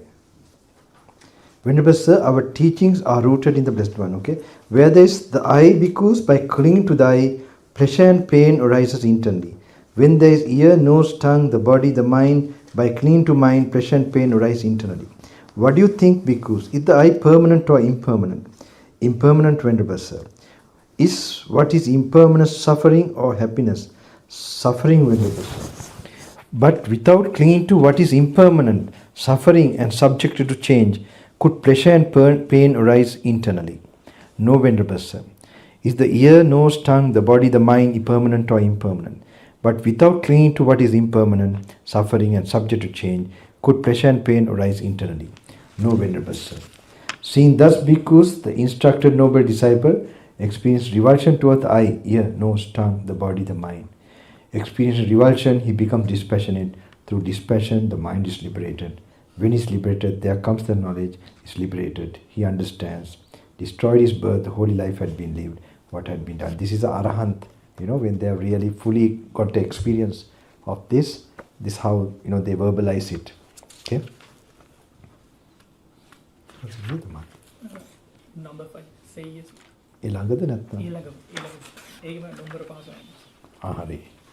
Okay, bhikkhus, the next one. I am superior. That is 208, the same page. Because when what exists by clinging to what, by adhering to what, does the thought occur, I am superior, or I am equal, or I am inferior. When our teachings are rooted in the Blessed One. When there is the I, bhikkhus, by clinging to the I, by adhering to I, the thought occurs, I am superior, or I am equal, or I am inferior. When there is the ear, the nose, the tongue, the body, the mind, by clinging to the mind, by adhering to the mind, the thought occurs, I am superior, or I am equal, or I am inferior. What do you think, bhikkhus? Is the eye, ear, nose, tongue, the body, the mind, permanent or impermanent? Impermanent, Venerable Sir. But without clinging to what is impermanent, suffering, and subject to change, could the thought occur, I am superior, or I am equal, or I am inferior? No, Venerable Sir. The next one also is, they are all good. Because I will teach you the things that fetter and the fetter. Listen to that. And what bhikkhus are the things that fetter, and what is the fetter? The I, bhikkhus, is a thing that fetters. The desire and lust for it is fetter there. That's very important, just to get an idea. The I tell sometimes, like the ear does not get angry. The tongue does not taste. Do you get it? The tongue is just flesh thing. In the consciousness, the feeling that you get, they are only this, the anger that comes as a form of reaction, the way you perceive it. So this is all happening in your consciousness. Like a dead body, it looks so peaceful, right? If you look at the dead body, all dead bodies looks enlightened beings. Right? And so we should become dead before we die. That's what should happen. Okay. And what bhikkhus are the things that fetter, and what is the fetter? The I, bhikkhus, is a thing that fetters. The desire and lust for it is the fetter there. The ear is a thing, that's why we develop mindfulness, wisdom, and then we can remove this desiring nature. The I will be there, you will see things, and you have a choice whether to be mindful and change yourself now. Do you get this point? Even I am, striving this way. I see some things, still certain things are coming, but then you have a choice now to really finish it off. Okay? Some not too much long time for me. So, this is a time to do it more. So this I hope, you have a choice to be mindful, to contemplate, and to let go any desiring thing. And then that will also, when you do that, it will make you how you become upset also, you can control. It will not come. This is the next one also. Bhikkhu, I will teach you the things that can be clung to, and the clinging, listen to that. And what bhikkhus are the things that can be clung to, and what is the clinging? The I, bhikkhus, is a thing that can be clung to. The desire and lust for it is the clinging there. The ear is a thing that can be clung to. The nose, the tongue, the body, the mind is a thing that can be clung to. The desire and lust for it is the clinging there. These are called the things that can be clung to, and this the clinging.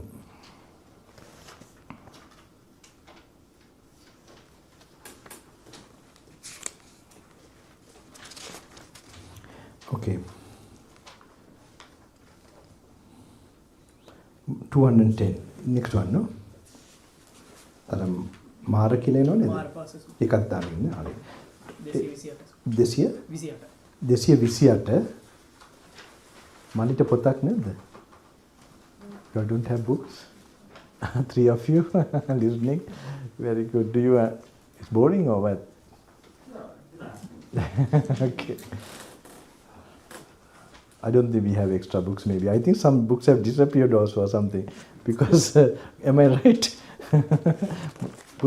Did some books disappear? Doesn't matter. Now we read this. You can listen. I'm reading, right? Because somebody told me, like Buddha's time, why I stress to read. Why not to listen, even through a recording? Because in this modern time, we have learned to get knowledge through reading. Okay? So in the olden time, yes, we heard from the Buddha and so on. But now our faculty, reading is more stronger than the hearing part, where we are gathering knowledge and so on.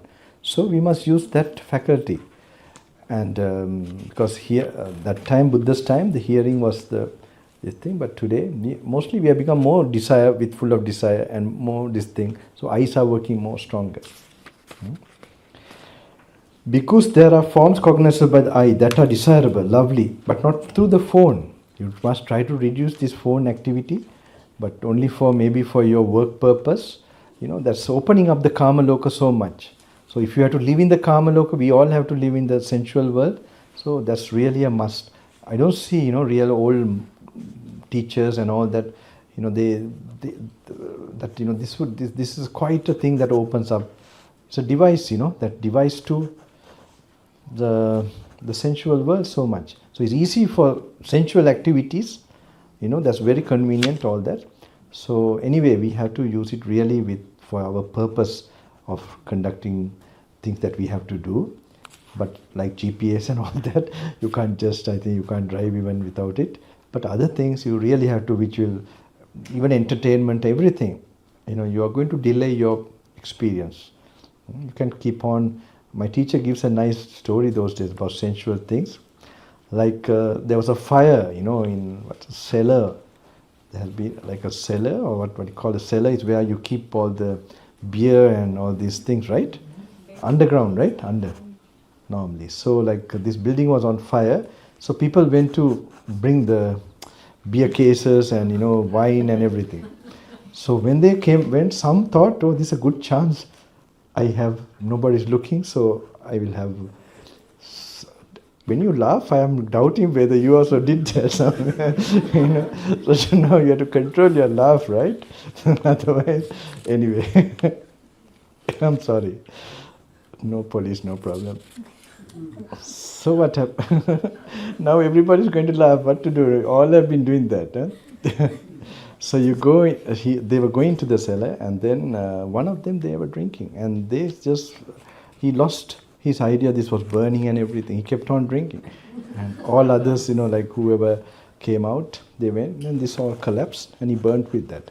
So my teacher used to give it as an example of these sensual things. If you get intoxicated and go on like that, then you will not know the reality of what's going to come to you in life, and then you'll be, drawn by that.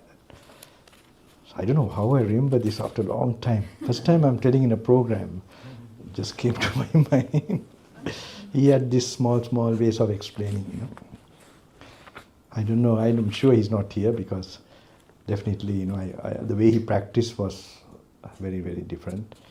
It was very, but we don't know samsara, how things happen. If a Buddha was alive, he would tell the exact of things.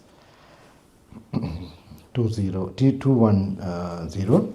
Because there are forms cognizable by the eye and are desirable, lovely, agreeable, pleasing, sensually enticing, tantalizing. If a bhikkhu seeks delight in them, welcomes them and remains holding to them, he is called a bhikkhu who has entered Mara's lair, who has come under Mara's control.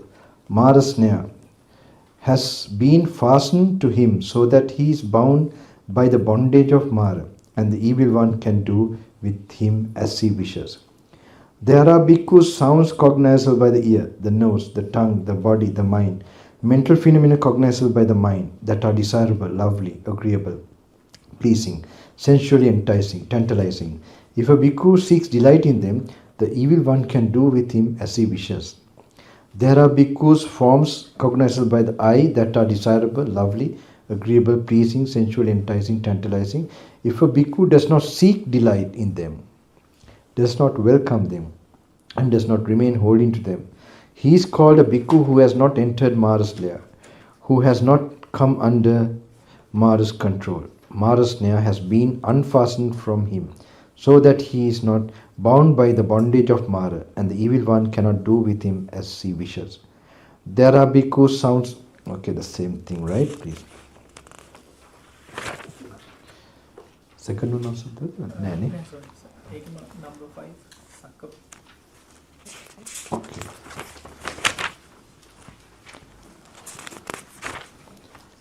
Okay. 215. 215 in the English one. 234. 234 in the Sinhalese one.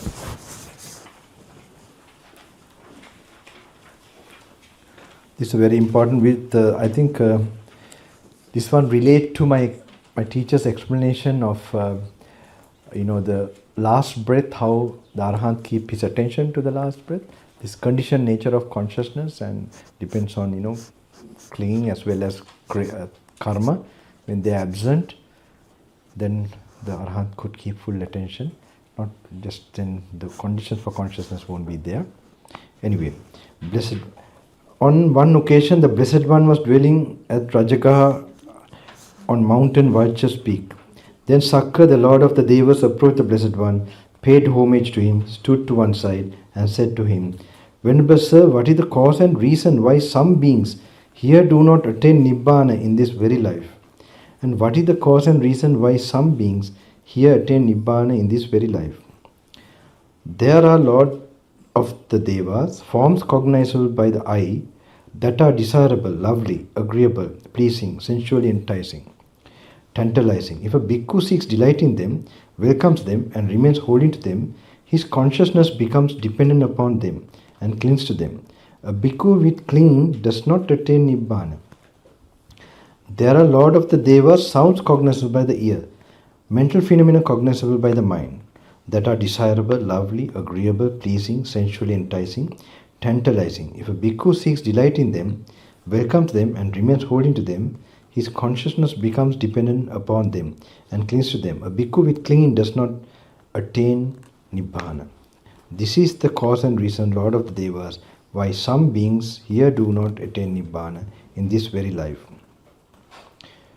There are Lord of the Devas, forms cognizable by the eye, mental phenomena cognizable by the mind, that are desirable, lovely, agreeable, pleasing, sensually enticing, tantalizing. If a bhikkhu does not seek delight in them, does not welcome them, and does not remain holding to them, his consciousness does not become dependent upon them or cling to them. A bhikkhu without clinging attains Nibbana. This is the cause and reason, Lord of the Devas, why some beings here attain Nibbana in this very life. ඒකේ 10 වෙනි එක තමයි. උපාදාන ඊට කලින් එකක් තියෙනවා. සංයෝජන number 1. Now we will say. The problem is this one in English one, they are very short. Things that fetter. Okay, it doesn't matter. We'll have to skip that. උපාදාන සූත්‍රය number 10 තමයි. නෑ ඒකටත් පස්සේ මොකද දැන් ඒ වගේ මේකේ නෑ ඉංග්‍රීසි වල. පලාස සූත්‍රය. පලාස සූත්‍රයනේ. ඒක මේ දේවදහ වර්ගයේ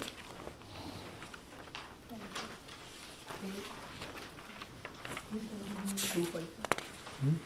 සිංහල 255. ගොඩක් ඈතින් තියෙන්නේ. එහෙමයි සයිනස්. දේවදහ වගේ 14 වගේ. හරි හරි. 229 දේවදායකද? පලාස සූත්‍රය. number 5.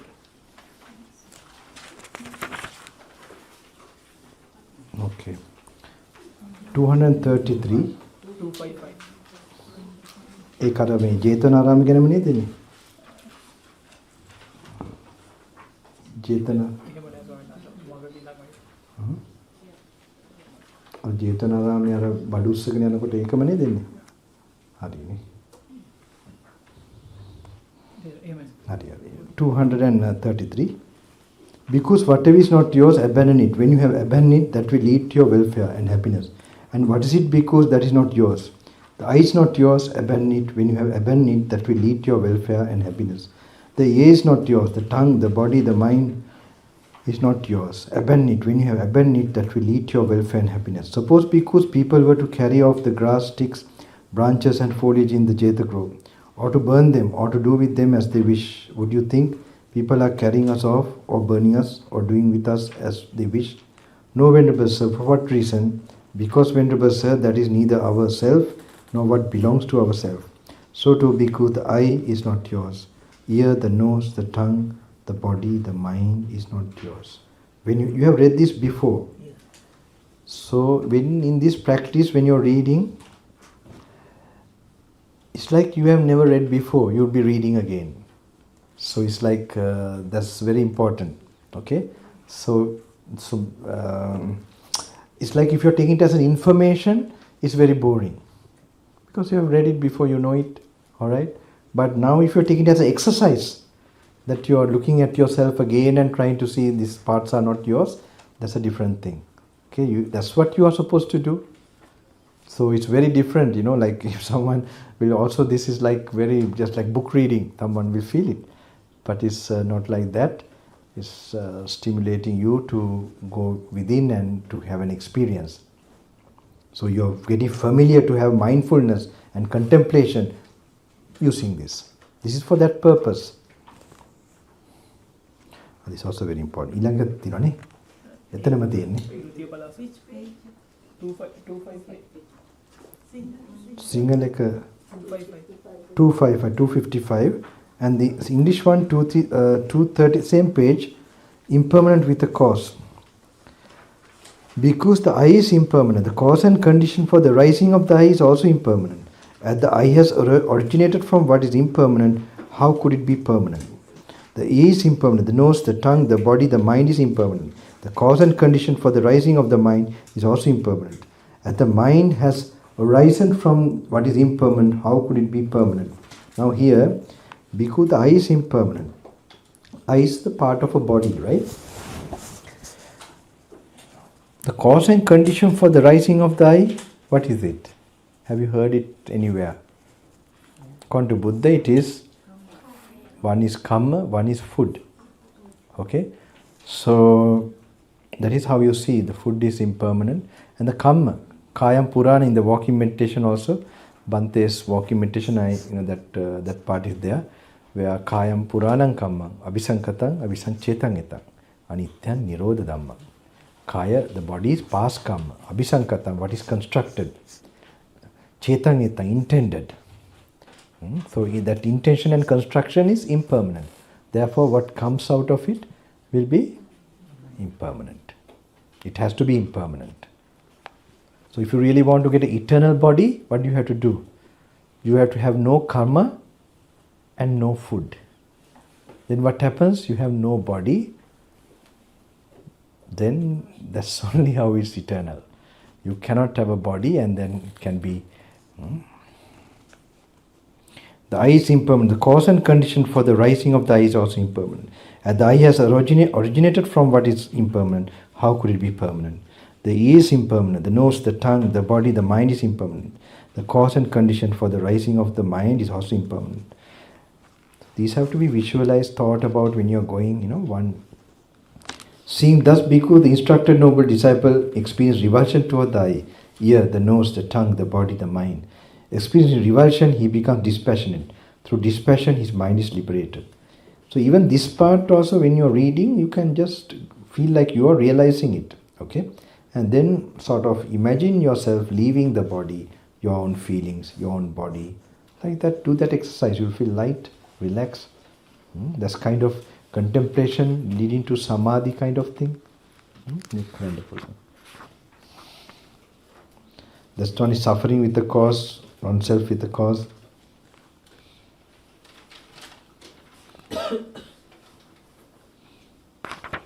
Doesn't cut any matter. Hurry. Yeah, we go 235, Kamma. 258. And in the Sinhalese, this English one 235.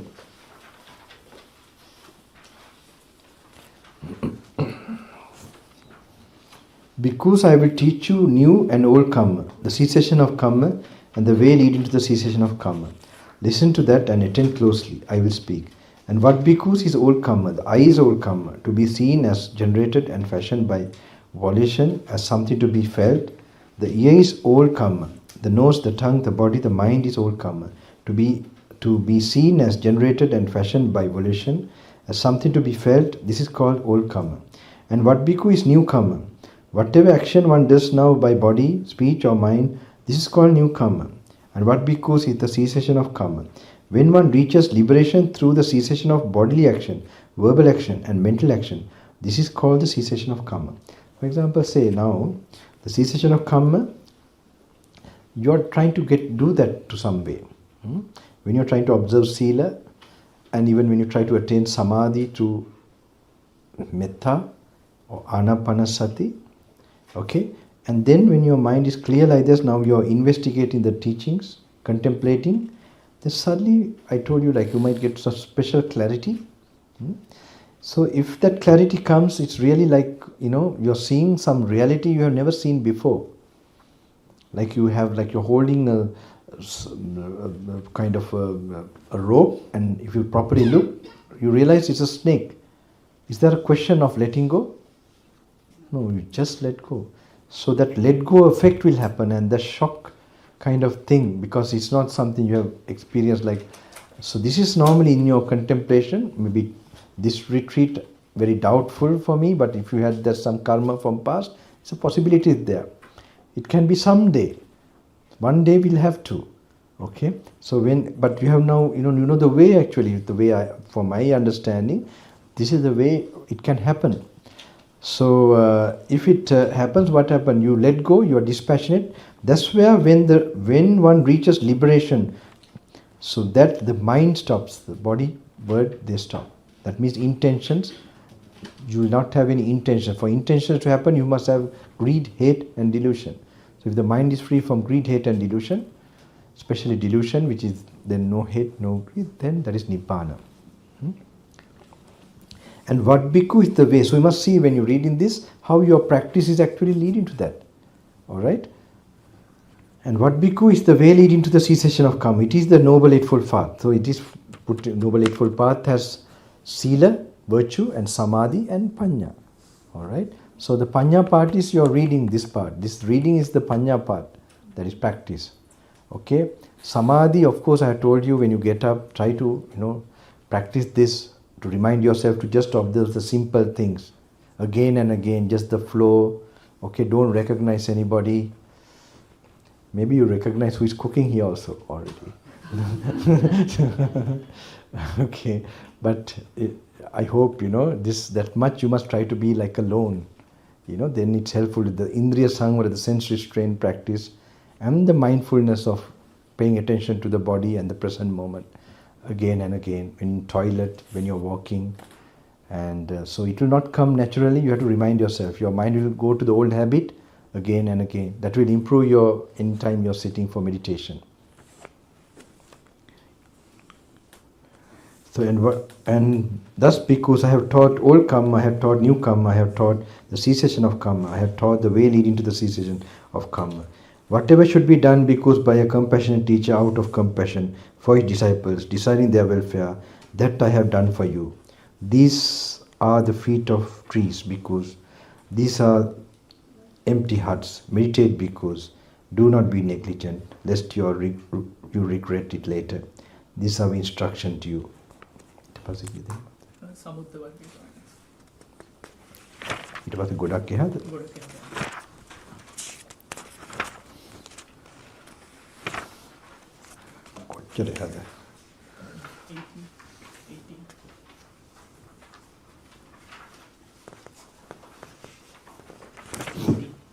Sorry?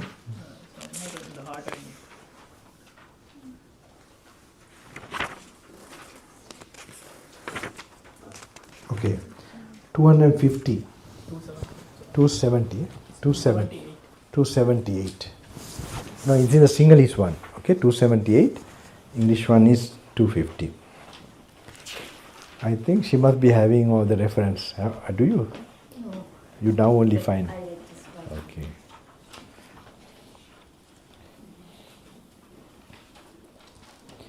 Because the uninstructed wording speaks of the ocean, but that is not the ocean in the noble one's discipline.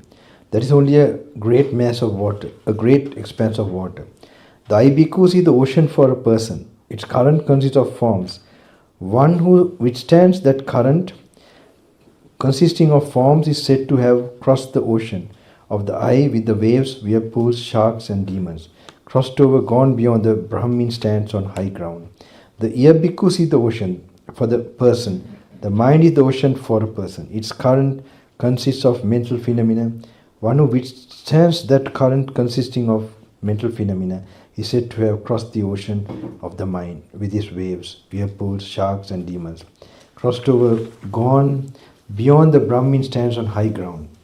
This is what the Blessed One said. Having said this, the Fortunate One, the teacher further said this: one who has crossed the ocean so hard to cross, with its danger of sharks, demons, waves, the knowledge master who has lived the holy life, reached the world's end, is called one gone beyond.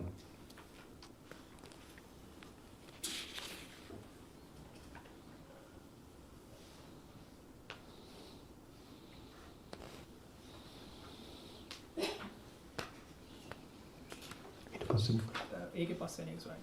කොට්ටිත සූත්‍රය. Okay, I think this is a good one. I think ඒක අන්තිම එකනේ. Okay. 254. 282, the Sinhalese one. This is a very good one. This is a very nice sutta. I think this is the end of it. ඉවරද ඒක? ඊට පස්සේ නෑනේ. ඈතම එකක් නේ. Kothika Sutta. 254, English one.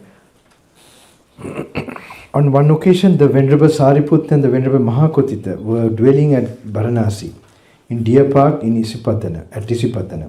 Then in the evening, the Venerable Mahakotita emerged from seclusion and approached the Venerable Sariputta. He exchanged greetings with the Venerable Sariputta. And when they had concluded their greetings and cordial talk, he sat down to one side and said to him, I think I'm very fast, right? My accent is also very fast to the American accent. Do you follow? But you can manage it.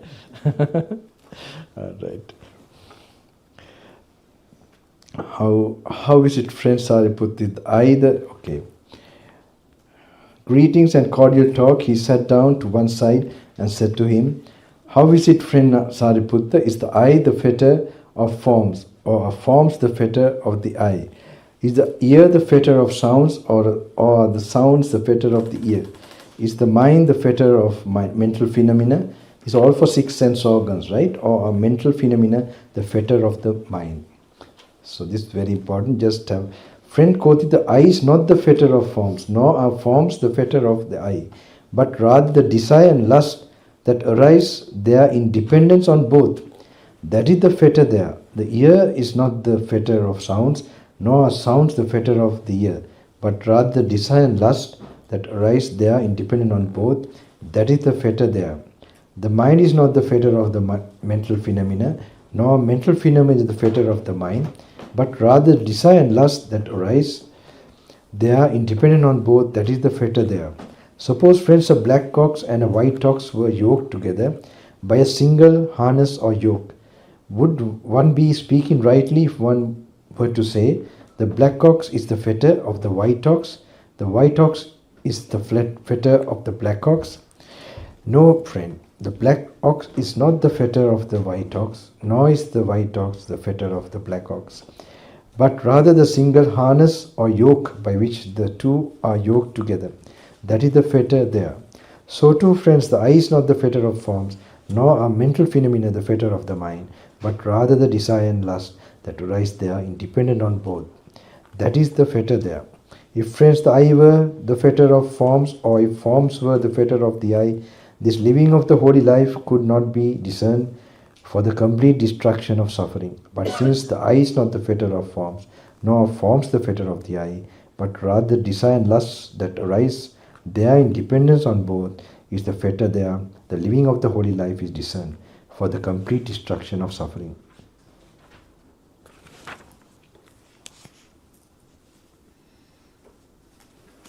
Okay, we go to the next page, and then in that, the second paragraph, the same sutta.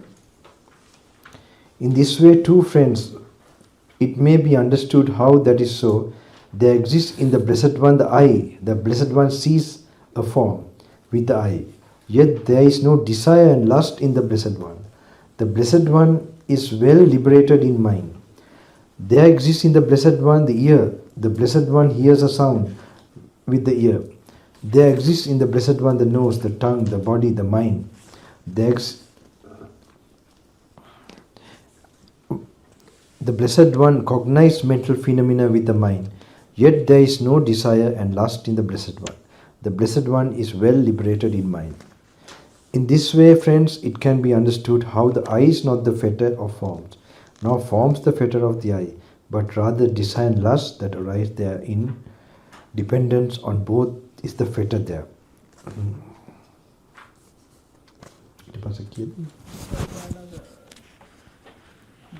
Parachute jump. නෑ ඉවරයි. ඒක හෙටනේ මේ අන්තිමට තමයි පණින්නේ.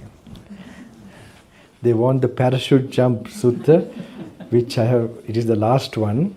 It was, I call it the parachute jump in the commandos, you know. I think in previous life I would have been in the army.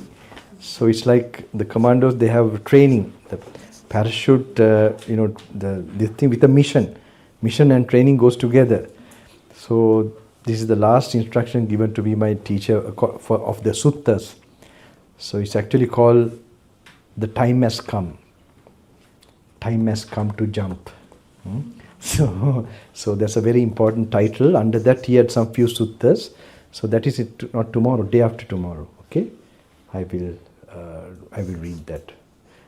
Now you have it in this book. Don't go to that. Okay, it won't be a surprise then. All right. Now saying that, you will definitely, I think, no, do this. Don't go be in a hurry. All right.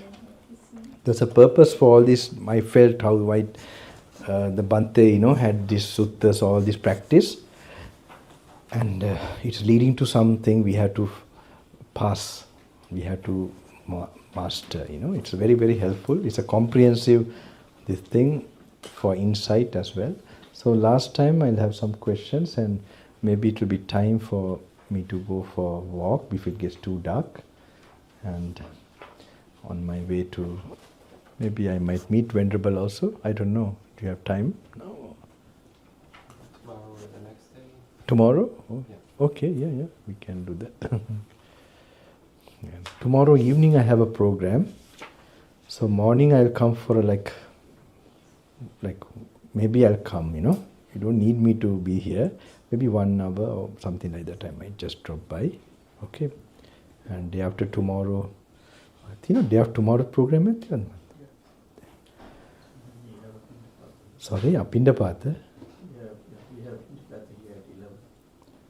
Okay, and program in the evening. So we'll see. Day after tomorrow I'll come, yes? I have a question when you're finished. Okay. Anybody, anyone? I'm finished, okay. My question is on the word revulsion. Revulsion, yeah. What is the Pali word, and are there alternate translations for that? Revulsion. Mm-hmm. There's 2-3 words like you have when you get an actual experience of the Dhamma. That means you see things as they are. That's the final wisdom you can get. There is something called Nibbindati. Virachyati, very important. Virachyati also is like a shade of desirelessness, or revulsion. So Nibbindati is the Nibbindati Virachyati Nirodheti. So it brings cessation. So they're just, they happen like at the same time. Okay? Nirodheti Nibbhananti. That's Nibbhana there. Yeah. You have simple question today. Good. I was very frightened, I think they're all very earnest, but I think your teacher is very little bit, not like me, I guess. Anyway, good. You are very fortunate. Last time it was a small place, but the crowd was, even the few I met, I felt really, real human beings. In midst of Manhattan, you can find the golden people there. I was telling him also, really, it's possible. The Hare Krishna movement, they have started all that, you can find great souls, I believe. I have a feeling this way. So people might think in the most, disturbed or place, there can be those souls who can just some impulse, they would definitely take it. So it's just more stronger than where someone is conditioned from young age and so on. They have a special this thing too. Only thing, they would not have that strength. The faith is there, just hang on, not that kind of grit and this thing. That can be awakened, someone coming from entirely where I don't know. But for that to happen also, there is a history many lives back. It's not just coming like that too, like my teacher. But there's another obstacle where if one is exposed too much to sensual experiences, too much karma has been created, it can come even if you're interested. But if you're really willed to come out of it, definitely, you can become stronger. One day, yesterday you said when you meditate, break it down to empty. You think, when do you know you have come to the emptiness? What makes you think? Because you can go to atomic, electronic, proton, neutron. So there's something. Like. Think of any emptiness. Emptiness is also a kind of relative. It has so really in the Dhamma, the real emptiness is an emptiness from an idea of I. Okay, that comes from wisdom. Even when you don't have an idea of I, is the real emptiness. It's not a spatial emptiness. Spatial emptiness, you could say, like from the five senses. The absence of five senses, like samadhi, is a kind of a very, very empty. So the emptiness is reached more and more. That means the construction or sankhara will be less and less. Okay? So like when it's less and less, you feel empty. Like more empty. Like space is more emptier than, things like here. Alright? So it can get more, so more desirelessness, you go towards emptiness more. So the final desirelessness, which leads to this, with the knowledge of no self, no people, no person. So Nibbana is the supreme emptiness in that way.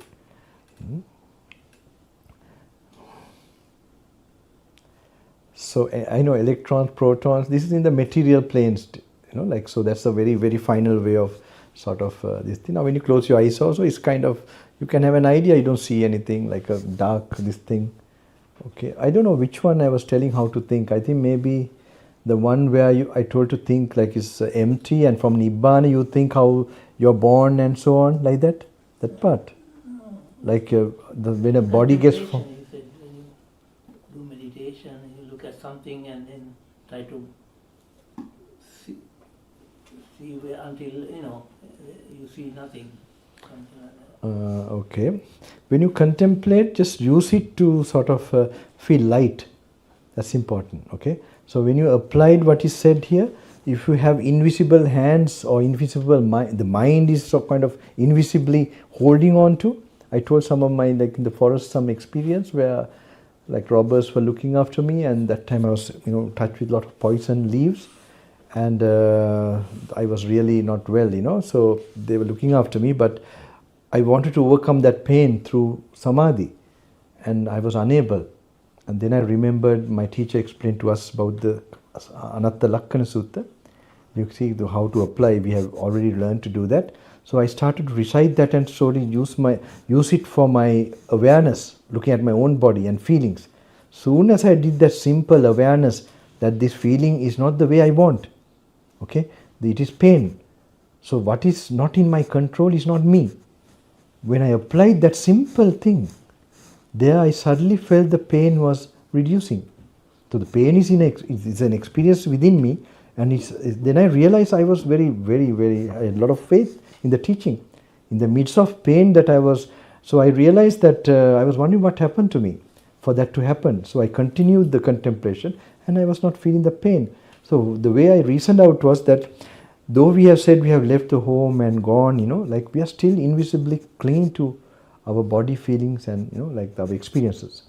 So when you consciously develop that awareness, mindfulness, there's some release from those experiences. So the perception of sadness or pain works depending on your clinging the other way to pleasure and so on. So now when you let go that painful perception, or the idea of pain, or that perceiving way doesn't start not to work like that. So that's how I thought, but that happened, that I experienced that. Then after that daily I practiced that, but that led me to more using that to go to samadhi. So that's another extreme. For many years I was using that little part of contemplation.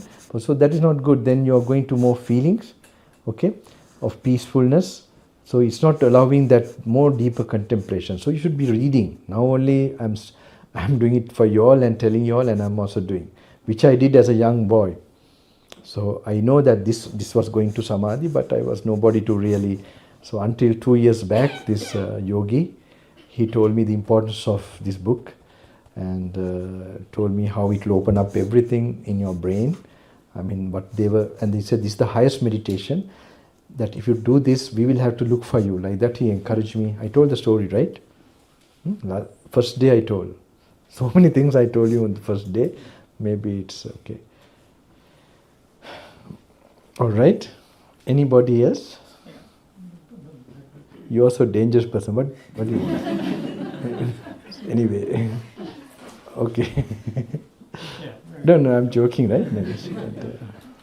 One thing, you're talking about consciousness, and I know in the consciousness, the eye consciousness, all this consciousness. In Pali, there are 3 terms for it: mano, chitta, and vijnana. Chitta comes in the Abhidhamma very much. Okay. So mano, and one is man, and one is vijnana. Okay. So actually, vijnana is the broader, the some aspect of thinking and all that. This is in the sankhara. So normally, what they tell us in terms of mano, chitta, the thinking part, mostly connected with the vitakka thinking. So it happens in the sankhara, in the the rupa, vedana, sanya, sankhara. So this is actually general, broad, enveloping all this. So other definitions are certain aspects of it. So it normally belongs to perception, chitta. I don't know this. Some people could ask me like this. Some who have studied the other way, but keep it simple. Keep it there. That connection of tanha, how it is conscious, related with. Just keep it that way. For the Buddhas, what he tells you to think, we are very sure this is the oldest, recorded. The Buddha, Buddha has told to people, and they became enlightened by this. So that's another way, but still, by your own personal experience, better you really confirm it. So another thing which I'm experiencing is that what is helpful is getting out of my mind and just feel it, kind of thing. Okay. That's how I then not too much thinking, but as you mentioned, visualize, imagine it, be in that situation, and see the effect of it. Yeah, you have to do it sometime, then you'll get hold of it, something. When you're trying this, how it's done. So not too much, that's why these are it help you what to be mindful of. Okay, so if the body feeling like that, if body feeling perception, you can't watch here. You have to have a mental I was telling last time about an approximate idea, not an exact or anumana. I think you have so that way you have a mental picture of it. So it's in the mind. Though actually, so it is helped. That thinking is helped by samadhi. That's why simultaneously you must learn to empty the mind by samadhi, with samadhi. So you must be doing the samadhi, try to get more blissful state of mind, free from the hindrances. So while as a yogi like that, then only you must read this. Then they will make sense. Sense means there is a possibility to have that intuition. Yeah. So one day I was trying something. So like I can see that food or something, I can see that ice cream was served today. So it's like there was a desire and lust, Yeah. So for the time being, I know I cannot detach, but I just, so I thought like, this is good enough, I'm becoming aware of it now. So don't proliferate of it. I know I am enjoying it, but don't go for second helping, Yeah, So something like that. So this is the way we should like cultivate this kind of. Yeah, I couldn't tell the last time. Like another practice is like you can imagine how if you vomit out, that picturing of this thing, and beforehand, like you put it from a hole in your body, like then the tongue is not touching, like you're not. So and you, I don't know whether I told this retreat, like try not to allow the tongue to touch with the food. You bite with the teeth, like this, like that. You have to start and sit down and really. These are good practices anyway, you can try. Doesn't matter if it doesn't, it's not an easy thing, but trying that will give you a lot of results for yours. Just after you're eating, you must go for the meditation. Like try because then that energy you have got from that will give you results in this, because something has to replace that. And when you get that, sort of certain more results in your meditation, that is sitting as well as even you can start contemplating. So just in the afternoon, not the nap. People are very used to the nap, These are not good for the practice, So if you do like that, you get result, then you get more inspiration next time to sort of give it up. Food is a very big thing, and especially in a retreat, you'll feel more attracted. I told about that. Right? Sleep, you feel most inclined for sleep and food. So don't feel guilty, but you must make some effort like this, What you have done is okay, correct? You have to be a warrior, in that. It's like that. That's why yogis are told they're soft like butter, but hard like diamond. Diamond in the sense, in the principles and the practice, soft. It should become very soft, more softer to the emotions too. So like one way you like more generalized, like instead of going into specific like sweetness or something more proliferation, just have food, just getting in, taking the nourishment and just moving. Yeah, like one time I noticed was my first retreat with my teacher when I was like 23. That experience, we had a lot of good food there, like they bought the daikas which you bring. So it was not, I remember, it was not like I was trying to avoid any food. It was good while eating, getting that faith to not to try to enjoy it or this thing, like get that really some willpower to put a strictness into that. And then taking it, then the faculties, the inner faculties, they get stronger. So if you don't, it's very easy to give up the food. But why the food is there and then to use some perception and awareness, that is it's a good development. So one must try that, but if really you can't control, then avoid it. Like that you have to find the object, how to avoid it or whether to use it and then not to experience it. So what you have read also, the memory will come. Like if you delight in feelings, perceptions, you delight in suffering, like what the Buddha is telling. If those words also will remember, like echo in your mind, they will also help you when you're... danger of gratification, like gratification, but then there is a danger. Because this will nourish, when you are loving that, your latent tendency for craving. So because of that enjoyment, you might end up being a serial killer in the future.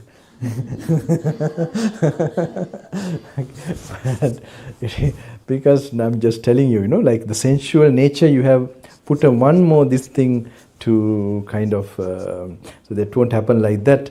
But with the phone, of course, yes, because it's so much stimulating, fast, more stronger this thing, and it can invite even very negative, entities. And if you have some negative karma, that can all get triggered up with that.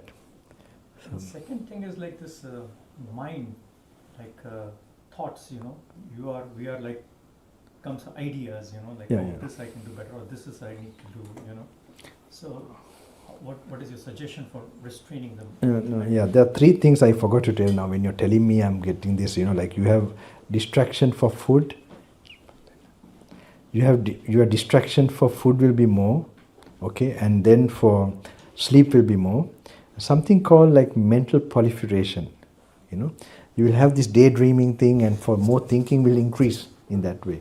So when you are like this in this setting, so you must be very conscious in that situation. You can do some chanting, keep things much simple, and don't try to force the thing. You must try it out, and so you must check yourself. You know that all those things will leak your energy. So you must, you know, that as a yogi you must. I have a question related to that food. Regarding food. Yeah.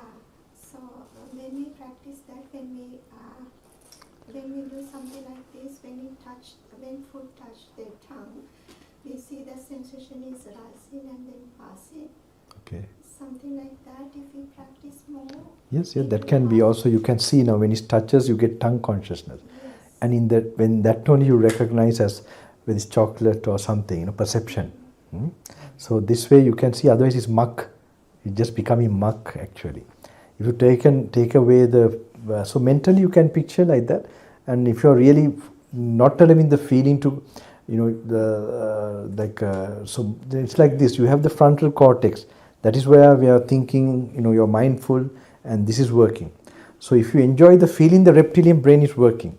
And sensual desire, you know, the hindrance of that will be working. So your analyzing will be also crippled based on that. So if you can more not allow the touch also and then sort of contemplate, so not allowing the touch or trying not to make that contact, it will be in the line of sense restraint practice. So it will be a virtue practice. So when it touches doesn't matter. Then when you're contemplating like that, and also we have like to see it as there's no self there. Then in that gatha we say, actually Buddha wants to put a very strong rule for this. That is even a rule where you have to disrobe. So it was not practical in the Vinaya it shows. So because that's so serious, you're enjoying this food and all that for the practice. So you really have to control that. So many places, why they are not developing their meditation? Because they are not, you know, really practicing well. So you have to try that all the time. Otherwise, you can just make like if you put it out, how it looks like. But very good, yeah. This I also have been doing sometimes. Like when it touches, you see how the consciousness arises, and then, you know, like when it's like when the touch is no more, the type of food is no touching, then the consciousness also. So සූත්‍රයේ දේශනාවල තිබෙන අතීතස විඳිනවා අනාගතස විඳිනවා කියන. ඒක සායනස අර අතීතස අනාගතස කියලා දකින්නේ රූපය දැකපු ඇහක් තියෙනවා. ඕනම ඔව්. ඒ කියන්නේ අර දැන් රූපය දකිනකොටනේ දන්නේ ඇහක් තියෙනවා වගේ තේරෙන්නේ. හරි. එහෙමද ගන්න එහෙම නැත්නම් මස් ඇහ කියන්නේ. ඔව් මස් ඇහ ගන්න පුළුවන්. ඒ කියන්නේ මොකක් කරේ ඇහක් ඉස්සර තිබ්බනේ. ඒක නිකන් මතකයක් හැටියට මෙමරි එකක් හැටියට ගන්න පුළුවන්. ඒකේ මොනවද උනේ ඇති වුණා නැති වුණා ඒ වගේ. එහෙම ගන්න පුළුවන්. ඒක නිකන් ඉමේජිනේෂන් එකක්. ඊට පස්සේ අනාගතයේත් එහෙම පහළ වුණොත් මේක වෙනව නේද කියලා එහෙම ගන්න ඕනේ. ආනාපානසති නිවන කරා යනකොට කොහොමද වෙන්නේ මේ කිසිම අකුසල දෙයක් ප්‍රමාණය කරන්නේ නැතුව කොහොමද මේ පුෂ්ම ගැන විතරක්ම කරලා මට ඒකෙන් මගේ ගමනේ මගේ එකෙන් ඒ පැත්තෙන් දියුණු කරලා නැහැ. මට ප්‍රායෝගිකව කියන්න මගේ ගුරු හාමුදුරන්ගේ උන්වහන්සේ ඒක මට ධෛර්යය දුන්නා කරන්න කියලා. මේ දේශනාවලින් දැන් ඔය කරන එකෙන් නිවන් දකින විදිය ඔන්න ඒක ඔන්න මේකේ පුළුවන්. මේක මාත් ගිය පාරක් මේක. ඉතින් ඒකින්ද මට ඒක අරක මගේ අත්දැකීමක් නෑ ඇත්ත කියන්නුනේ. අර පොඩ්ඩක් මෛත්‍රී වඩලා ආනාපාන සතිය කරන එකක් තියෙනවා. ඒක මෛත්‍රියත් අතරින් හැබැයි ලොකුවට ඒකෙන් නිවන් යන පැත්තක් මගේ නෑ. මම ඒක තේරුම් කරන්න මම කිව්වද ඒක පොතෙන් අහපු එකක් ඔය හාමුදුරුවෝ කියපු එකක් කියන්න වෙන්නේ. මේක දැන් කියලා තියෙනවා. මේක හරියන්නේ නැද්ද? කමන්නේ ඒක try කරන්න මේක මේ මොනවද කියන්නේ මැනික් කමටහන් 1000ක් වගේ. කී දෙනෙක් රහත් වුණාද එක එක විදි වලින්. chances වැඩි. අරක එකක් අරගෙන අපි ඉතින් මේ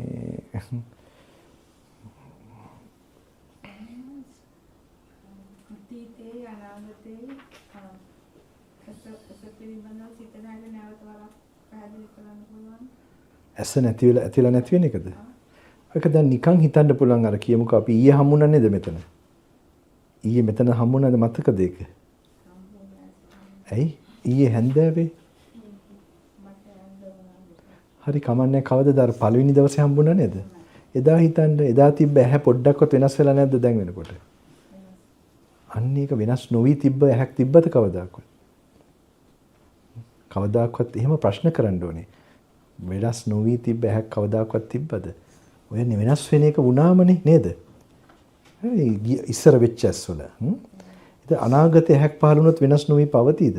ඒ සිද්ධ වෙන දේම වෙනව නේද?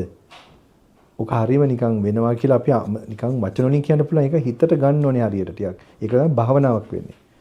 ඊට පස්සේ එහෙම වුණා නම් දැන් මේ පහළ වෙන ඇහැ දැන් මේ දකින්න ඇහැ මේ වෙලාවේ තියෙන ඇහැ වෙනසක් වෙන්න නැතුව තියෙයිද? අන්න ඒක ඒ විදිහට ගන්න ඕනේ. ඒක ඇති කරන්න තමයි ඔය තියෙන විදිහට. ඒකරි කලකිරෙන්න අතීතයස් ගැනයි අනාගතේ පැතුම් ගැනයි වර්තමානයේ ආසාව නැති කරන්න තමයි ඒ විදිහට කල්පනා කරලා ප්‍රඥාව අවදි කරන්න තියෙන්නේ. ස්වාමීන් වහන්සේ walking meditation වලදී දැන් මේ කියලා තියෙනවානේ කරන ඕන විදිය.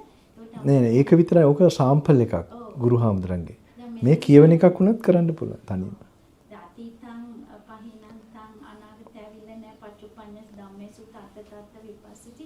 ඒකට වර්තමානයේදී සිත යොමු කරන විතරයිද වර්තමානයේදී සිත නොඇලී එහෙම එකක් හිතන්නේ just you keep the your first step to keep present to bring your mind now you can hear the sounds presently.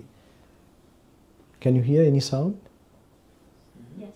Sorry, I'll have to there are more with the Sinhalese and they want some entertainment. That's why they all I'm sure they all know English, but how can they work or do anything here? But just a few minutes, okay? Doesn't matter, I hope. No, they do mind. Okay. Yes, so in the present moment, now in that walking meditation, Atitam Pahinat, I never forget I was holding my teacher's hand, and this is the only Pali I also properly learned because this was repeated so many times when I used to take him to the kuti. So when I was holding him, first he remembered, when he come from the Dhanashala, when we enter the place where we go to his kuti, he stops and reminds me, Atitam Pahinantam, the past is gone. So that's all the memories what happened in the dining hall and everything. You remind yourself and let it go. You're not going to think about it. Okay? The future has not come. Okay? මේ වර්තමානයේ එතකොට තත විපත කියන්නේ වර්තමානයට කිව්වම at least in the present moment you must see what you hear now. Like that. You start off like that. Then you can contemplate like this. You can add to, then you start in the walking, then the rest of it is there. How to contemplate. He makes like, there's a sequence you can see. How whatever is said like that, you can try to do.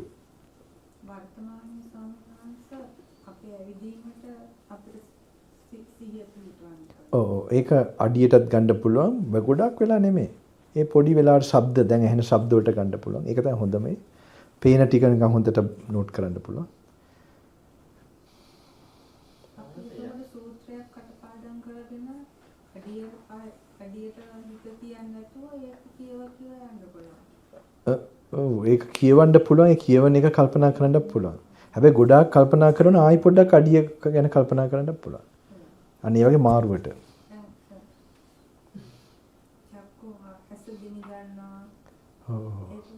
බොහොම හොඳයි. ඒක හිතේ බොහොම හොඳයි. හිතෙන් ඒක අල්ලගෙන.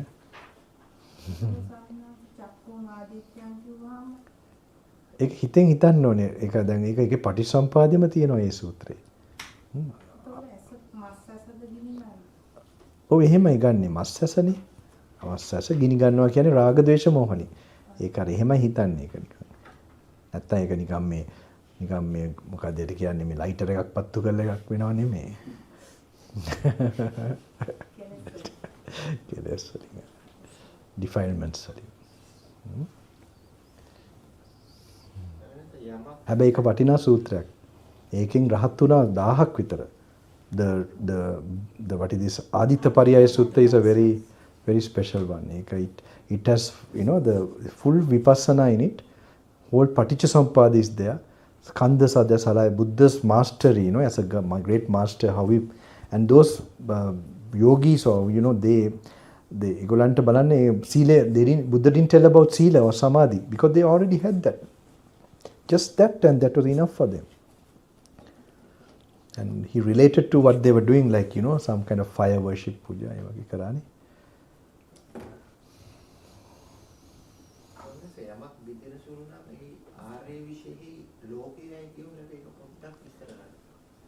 අනේ ඒ කියන්නේ ආර්යයන් වහන්සේලා ඒ කියන්නේ මේ නිවන් මඟ යන උත්තමයන් වහන්සේලාගේ ඒගොල්ලන්ගේ ඒක සලකන්නේ ඒ කියන්නේ ඒගොල්ලන් සලකන ආකාරය තමයි ඒක බින්දෙනවා කියන එක. ඒක සම්මාදිට්ඨිය ඒගොල්ලන් අනිත්‍ය සංඥාවෙන් වාසය කරනවා කියන එක. ඒගොල්ලන්ගේ ලෝකේ. ඒ කියන්නේ අපේ ලෝකේ අපි හිතන්නේ ඒ කියන්නේ අපි සාමාන්‍ය අනිත්‍ය කටින් කිව්වට ඕක ඇත්තටම අපි එහෙම සලකලාද වාසය කරන්නේ කියන එක ක්වෙස්චන් මාර්ක් එකක්. උන්වහන්සේලාගේ මේකේ අනිවාර්යයෙන්ම තමයි. ඒගොල්ලන්ගේ මිත්‍යා දෘෂ්ටියක් නැහැ. මිත්‍යා දෘෂ්ටිය කියන්නේ මේ නමින් නෙමෙයි. ඒ කියන්නේ ඇත්තටම දැන් අපි නමින් බෞද්ධයි සම්මාදිට්ඨිය කියනවා. හැබැයි අරව ඇත්තටම මේක ආර්ය ශ්‍රාවකයන්ට තමයි ඒක ඇත්තටම එක්ස්පීරියන්ස් වෙලා තියෙනවා නේ. දැන් ඒක වෙන්න පුළුවන්. එහෙම ඒ විදිහට ගත කරනවා. හැබැයි අනිත් පාර උදේට එන්න වෙනවා මහත් මොකක් කර අසනීපයක්ද? නැත්තම් අමාරුද දන්නේ නැහැ නේ. උදේ පාන්දර හැම එකම පස්සට ගියාම හරි ප්‍රශ්නයක්. ඉඳගන්නෙත් පස්සට උනාම සමා වෙන්න. මම ජෝක් සමා වෙන්න කියන්නේ. I'm asking in Sinhala but explain in English. Sutama ඥානය, චින්තාමය ඥානය, භාවනාමය ඥානය දැන් සාමාන්‍යයෙන් අපිට ගොඩක් කියලා දුන්නානේ. So අපි දැන් චින්තාමය ඥානය කියන්නේ භාවනාමය ඥානයට ඉස්සෙල්ලා දැන් අපි කියවලා දැනුම ඔක්කොම සුත්තමය ඥානය සාමාන්‍යයෙන් කියලා දෙන එක. ඒතකොට සාමාන්‍යයෙන් භාවනාමය ඥානයට තමයි මේ ඔක්කොම දේවල් දැන් කියලා දීපු ඒවා. ඒකට අපිට හැමතිස්සෙම එක්ස්පීරියන්ස් එකෙන්ම තමයි දකින්නේ. ඒ සාමාන්‍යයෙන් සක්කාය දිට්ඨිය නැති වෙන්න දැන් අපිට තියෙනවානේ සංයෝජන තුන ෆස්ට් එක. ඒතකොට සාමාන්‍යයෙන් අපි as a රූපය දැන් මෙහෙමයි. ඒ සක්කාය දිට්ඨිය නැති කරන්න යන්න එපා. ඒ කියන්නේ දැන් මෙහෙමයි සෝවාන් වෙන්නේ මේකයි කියලා දැනගෙන මේක කරන්න ඕනේ මේක කරන්න ඕනේ කියලා යන්න ඕනේ නැහැ. දැන් මේ කරන එක්සර්සයිස් එක කරා නම් ඒක ඉබේම වෙනවා. ඒකයි කරන්න ඕනේ. ගොඩක් අපි අර ફોකස් එක වෙනෝනේ. අපි නිවන් දකින්න හැටි බල ඉන්න එපා. ඒ කියන්නේ අපි ඒක සාමාන්‍ය පුරුදුලා තිනවා අපි නිවන් දකින්න විදිය ඒ වගේ. මේක මොකද පාඩමකින් මේක කරපු හින්දා. මේක අද යුගයේ ඒකයි වෙලා තියෙන. අද පාඩමක් හැටියට මේවා කරලා තියෙන්නේ. මේක කමඨහනක් හැටියට කරා නම් එදා කොණ්ඩේ කපනකොටම නිවන් දැකපු අවස්ථාව තිබ්බා.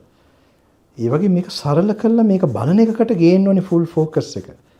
ඒ කියන්නේ මේක එතකොට අර ඉබේම සක්කාය දිට්ඨිය. මොකද අපි ඇත්ත යථාභූත ඥාණයෙන් ඒවා පැහැදිලි වෙනකොට ඒක ඒකට තමයි ඇවිදින්න කියන්නේ. ඔය භාවනාමය ඔය කියන්නේ ඇවිදිලා තනි වෙලා කතා නොකර ඉන්න. ඒ ඔක්කොම කියන්නේ භාවනාමය ඥාණයට ගේන්න. ඔක්කොම හිස් කළ සල්ල කළ මේකත් එක්ක බුදු සරණ සිරිපාදේ ළඟ තියාගෙන එම ගියා නම් ඔක්කොම හරි. අපිට සම්මාසයේ යථාභූත ඥානය බලන්න අමාරු සමාධි මත නිසා. බලන්න කියන්නේ ඒක ප්‍රඥා ඇසක්නේ. ඒතර ප්‍රඥා ඇසට ගොඩක් උදව් වෙනවා කාමයෙන් මිදිච්ච තරම. ඒකට තමයි වෙන මෛත්‍රී ආනාපාන සතියෙන් පොඩ්ඩක් සමාධිගත වෙන්නයි.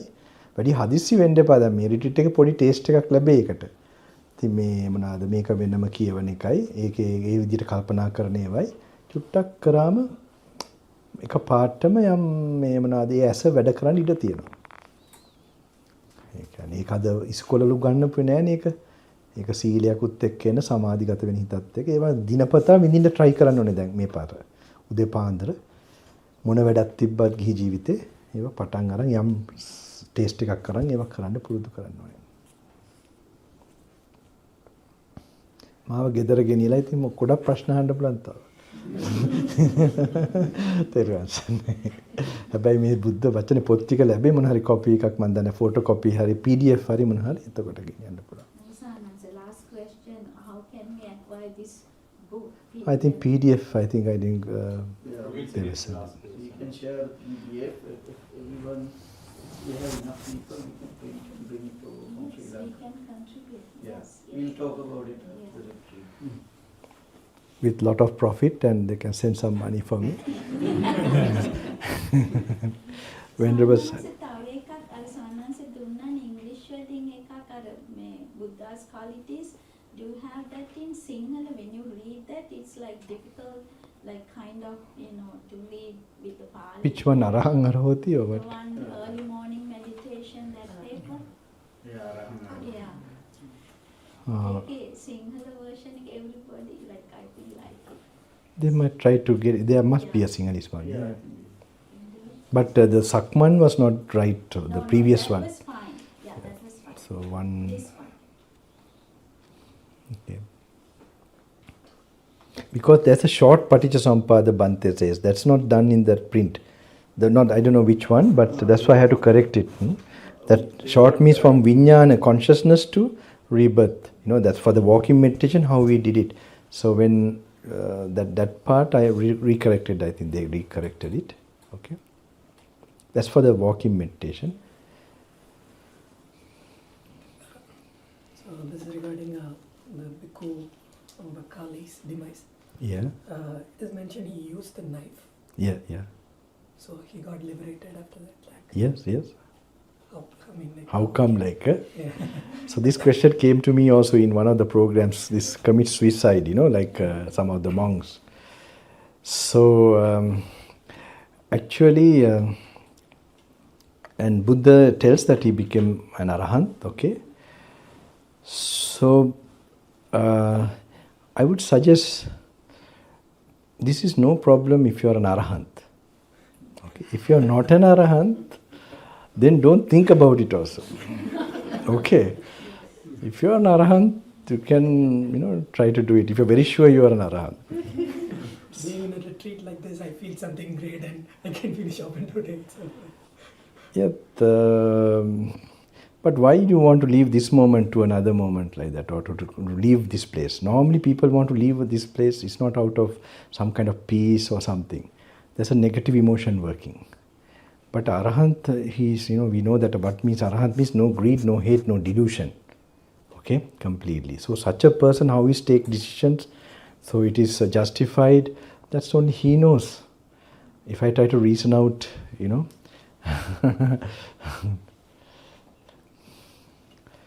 but otherwise don't think about it at all. If you have this good human body, you must try to, this is very useful, you can do it. Sorry, all of you, anyone, any question? So tomorrow can we do a walking meditation with you outside, with some practical idea? I did already the walking. Can you remember? Yeah. I demonstrated, yeah. I showed. That time what happened? Were you sleeping? How to practically use it. Okay. That you got the paper, no? Yeah. Did you get the okay?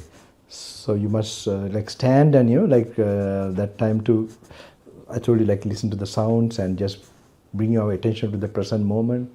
Like that you must do a normal walk, and then you see your body and you contemplate the body, how the body is made up of. All that is written, you must try to, little bit apply. Even a little bit you try to do it, it's okay.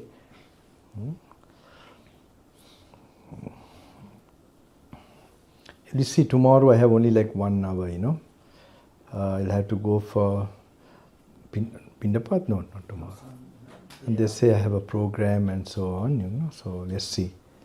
I have given you all now, now you must now try to finish the Salayatana Vagga. Alright, these 6 sense organs. Let me tell you until which page, wait.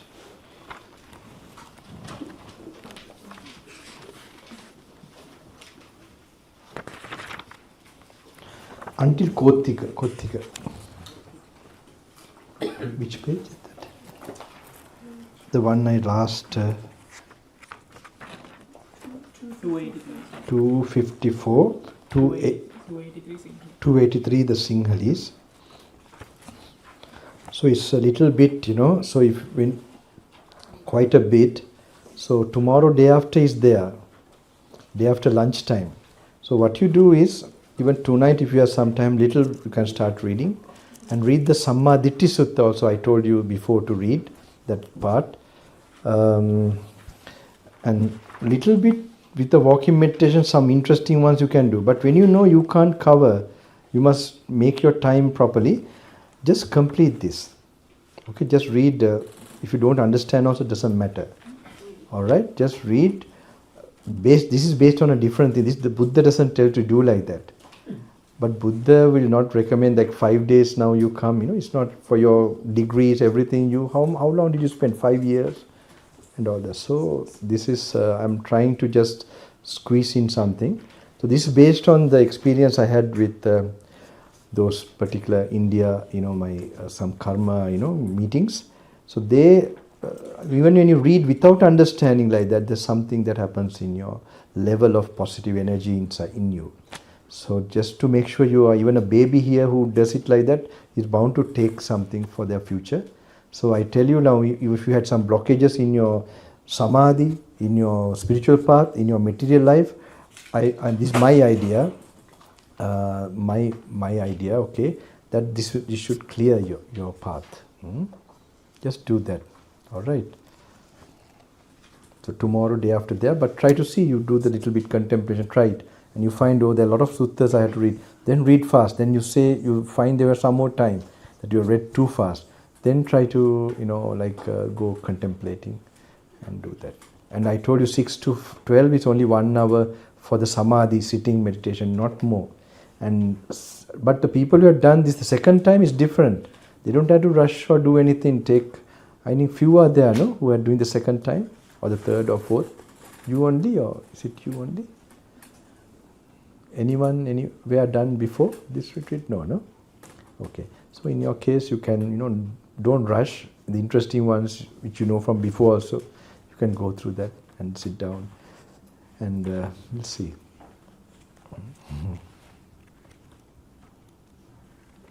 So you can read until page 254, the English, okay? 282 in the 283.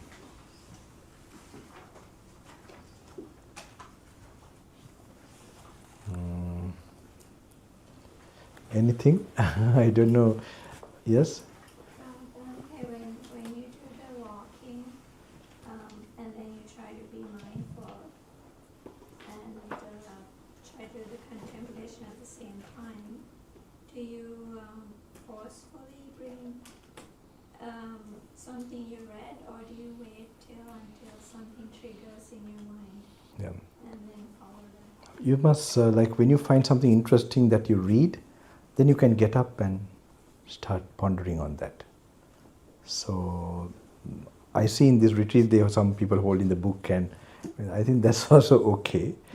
But because you have to read a lot now in this and complete also something without even you don't understand. But if you want to do it the real way is actually you should read a bit, and you should be meditative, like emptying the mind early morning, like you're practicing getting samadhi. Okay, with that you read something and just you start your walking meditation. Suddenly the memory will come up, some of those analyzing parts where the Buddha has spoken of. Okay, so you have to try out like that, and then only you find how the mind will start to see the Dhamma from what you read. It's like that. So if you too much think and only study like that way, it won't do.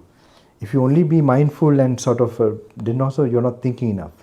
So you must allow the sutta reading to influence your thinking and contemplation. That's all. One more question on this. So the kind of mindfulness you're talking about that helps with the contemplation is where you can kind of see yourself from outside? It's a kind of a way you look at your body like from outside. You visualize your body, how it is. And more you can even, just the simple things you are seeing, the flow here, okay, and just the immediate sound you are hearing. And I told you if you're really relaxed, and you will notice your bodily functions also, like the in-breath, out-breath, naturally. So you calm yourself, to the now. And so that has to be a real regular practice in your life when you're driving the vehicle or feeling the touch of the what is this, the steering wheel or the back of the seat, like this, those things, it has to go on in your life if you really want to, you know. So you can start here, and when you go to the toilet, when you're getting up, and then, so this will help your samadhi also. Sati, that type of mindfulness will help, and sense control is the other one. First sense control, then these things. So that means you are not allowing things. You must learn to screen what you're seeing. And like you don't see the details, like you see when you're crossing the vehicles, but you don't see who is inside the vehicle, like that, for example. Okay, so that's why I told not to recognize people also. So I was not there to look really how you're doing it. So, but anyway, you must try that. More you do that, and then you do the mindful, reminding yourself to really be simple things, to watch that, observe that, place your attention. It will go back to your old habit. So you have to remind again and again, and so then it will increase a certain, you know, strength of mind, and you will get a taste of that restful mind, and samadhi also will be close to that. Okay, so while you are doing that, then you must read separately. So when you try that, then you can read a bit, then little chanting, like that, a mixture of things. Okay, the later you will know when to use, which type of mood or situation you are in, which one to use. Also you will know when you know which works in those times. By practice you will know. You have to start that journey. Then you will be a master of peacefulness and joyfulness, and life will become very meaningful, because you slowly begin to realize there's no meaning. You get it? And you are nothing to be serious of anything. Finally, only one truth will be happening, ending.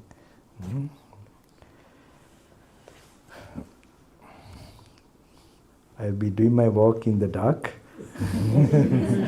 Anyway, any question? Got enlightened all of you very quickly. It's okay, the reading, no problem. No, I think it's okay.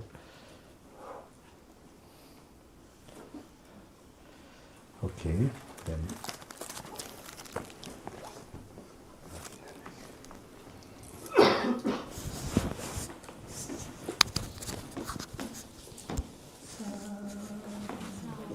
Bluetooth connected.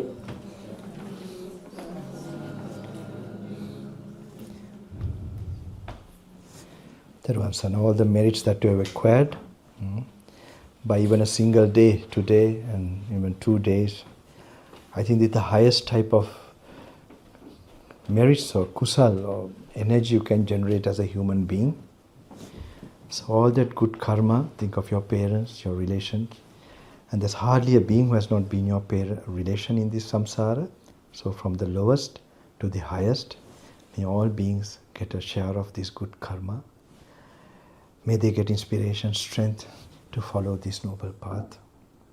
And all the protective deities, the 4 directions, and the Sakka, the King of Gods, and Sahampati, Brahma Divya Raja, and all the divine kings in the Brahma Loka and also the Deva Loka.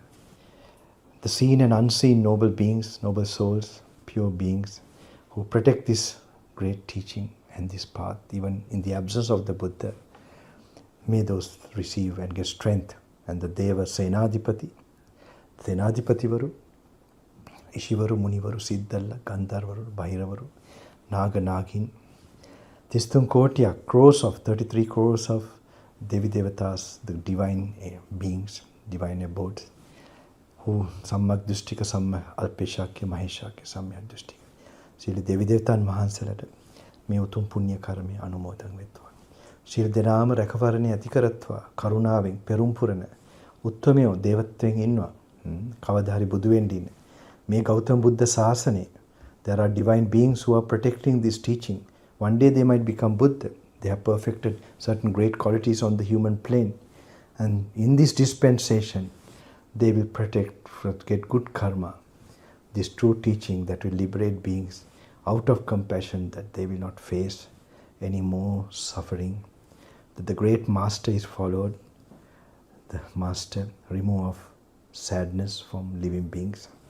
With 32 marks, the master who appeared on this planet, with mighty strength to overcome the Mara and then give these blessings to many beings as possible. May that great master be your refuge all the time. The master who had the feet with the conch shell, Sanka, and the Evutum Chakra, the disc, that great being, may your refuge always be. And may your veneration come also to homage to all the great teachers who practiced this, protected this, great Theras, the great Mahatheras, who showed the great might of this noble orchard robe, Rahadaje Mahime, symbol of the Arahants, that they practiced this, gave their lives to make it alive, liberated themselves and gave inspiration to the path. May you pay your homage to them, and may you get strength from them too. Sopatetva, Dukimidetva. And especially to my teacher too, I remember, starting from my father and mother, of course, from young age. My mother used to ask me, well, it was like this, who is the father of Suddhodana, who is not the father of Siddhartha? Like, I used to, answer her. And the three castles that I named Ramya, Suramya, Subha, so like a parrot, very small baby, from the first time I heard about the Buddha's life story. So through my mom, and saw her meditating too. So the inspiration, even I thought it was a girl's thing, it would have had an impact on my brain, definitely as a young, small kid. So definitely your parents who gave life to you, and teachers, and good friendship through great Kalyana Mitra, great Theros, even present, even in this part of the world, who have given you all inspiration, support.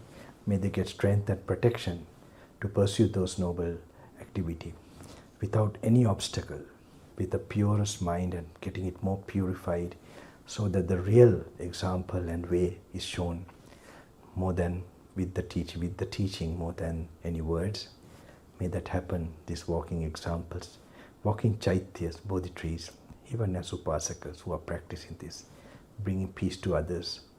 In the midst of chaos, if you demonstrate to have this purity, peace, wisdom, that will be definitely highlighted, will be felt by the beings around you. It's the best way, and without your any expectation. Devatan Vasalage Siru Rakavarnat, Buddha Dhamma Sangha, Trividaratne, Ananta Gunapalya, Silu Denatama, Sakti Dhaira Labitva. And all the people in this country, may they get this support too. And all who are living here, may Christian faith, their real practicing faith, get some inspiration.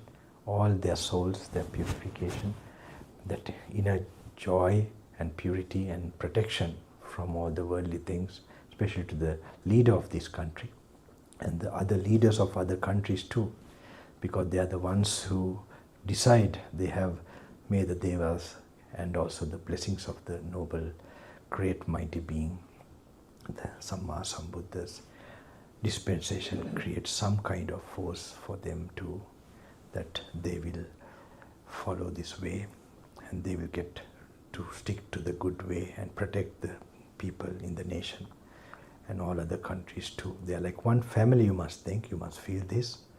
In so many births we have been, so in that way we should never forget anyone, just feel connected to everybody around us.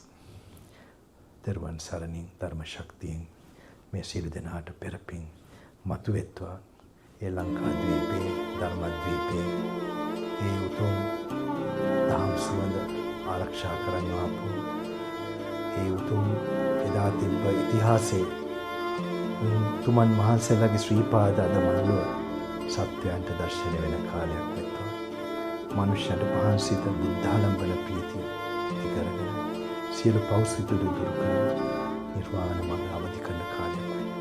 මෙහින මනුෂ්‍යයන්ට විතරක් නෙමෙයි ලෝපුරා මේ මනුෂ්‍යයට සත්‍යයට සම්බුදුන් වහන්සේගේ බුදු කරුණාවේ අරමුණ ඉෂ්ට වෙන කාලයක් වෙන්න.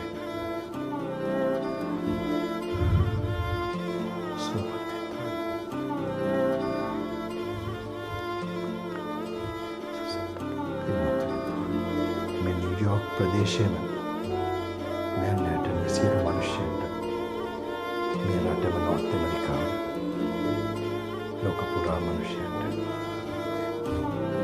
බුදුන් වහන්සේගේ බුදු බලය බුදු ශක්තිය සියලු සත්වයන්ටම සිසිලක් සොයන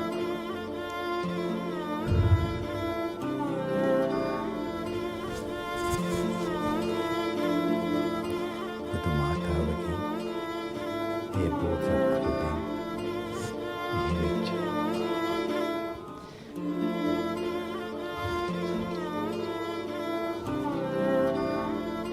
ධර්ම සත්‍ය සදෙව් ලෝකෙට යොතුම් බුදුරජ සත්‍යසාරට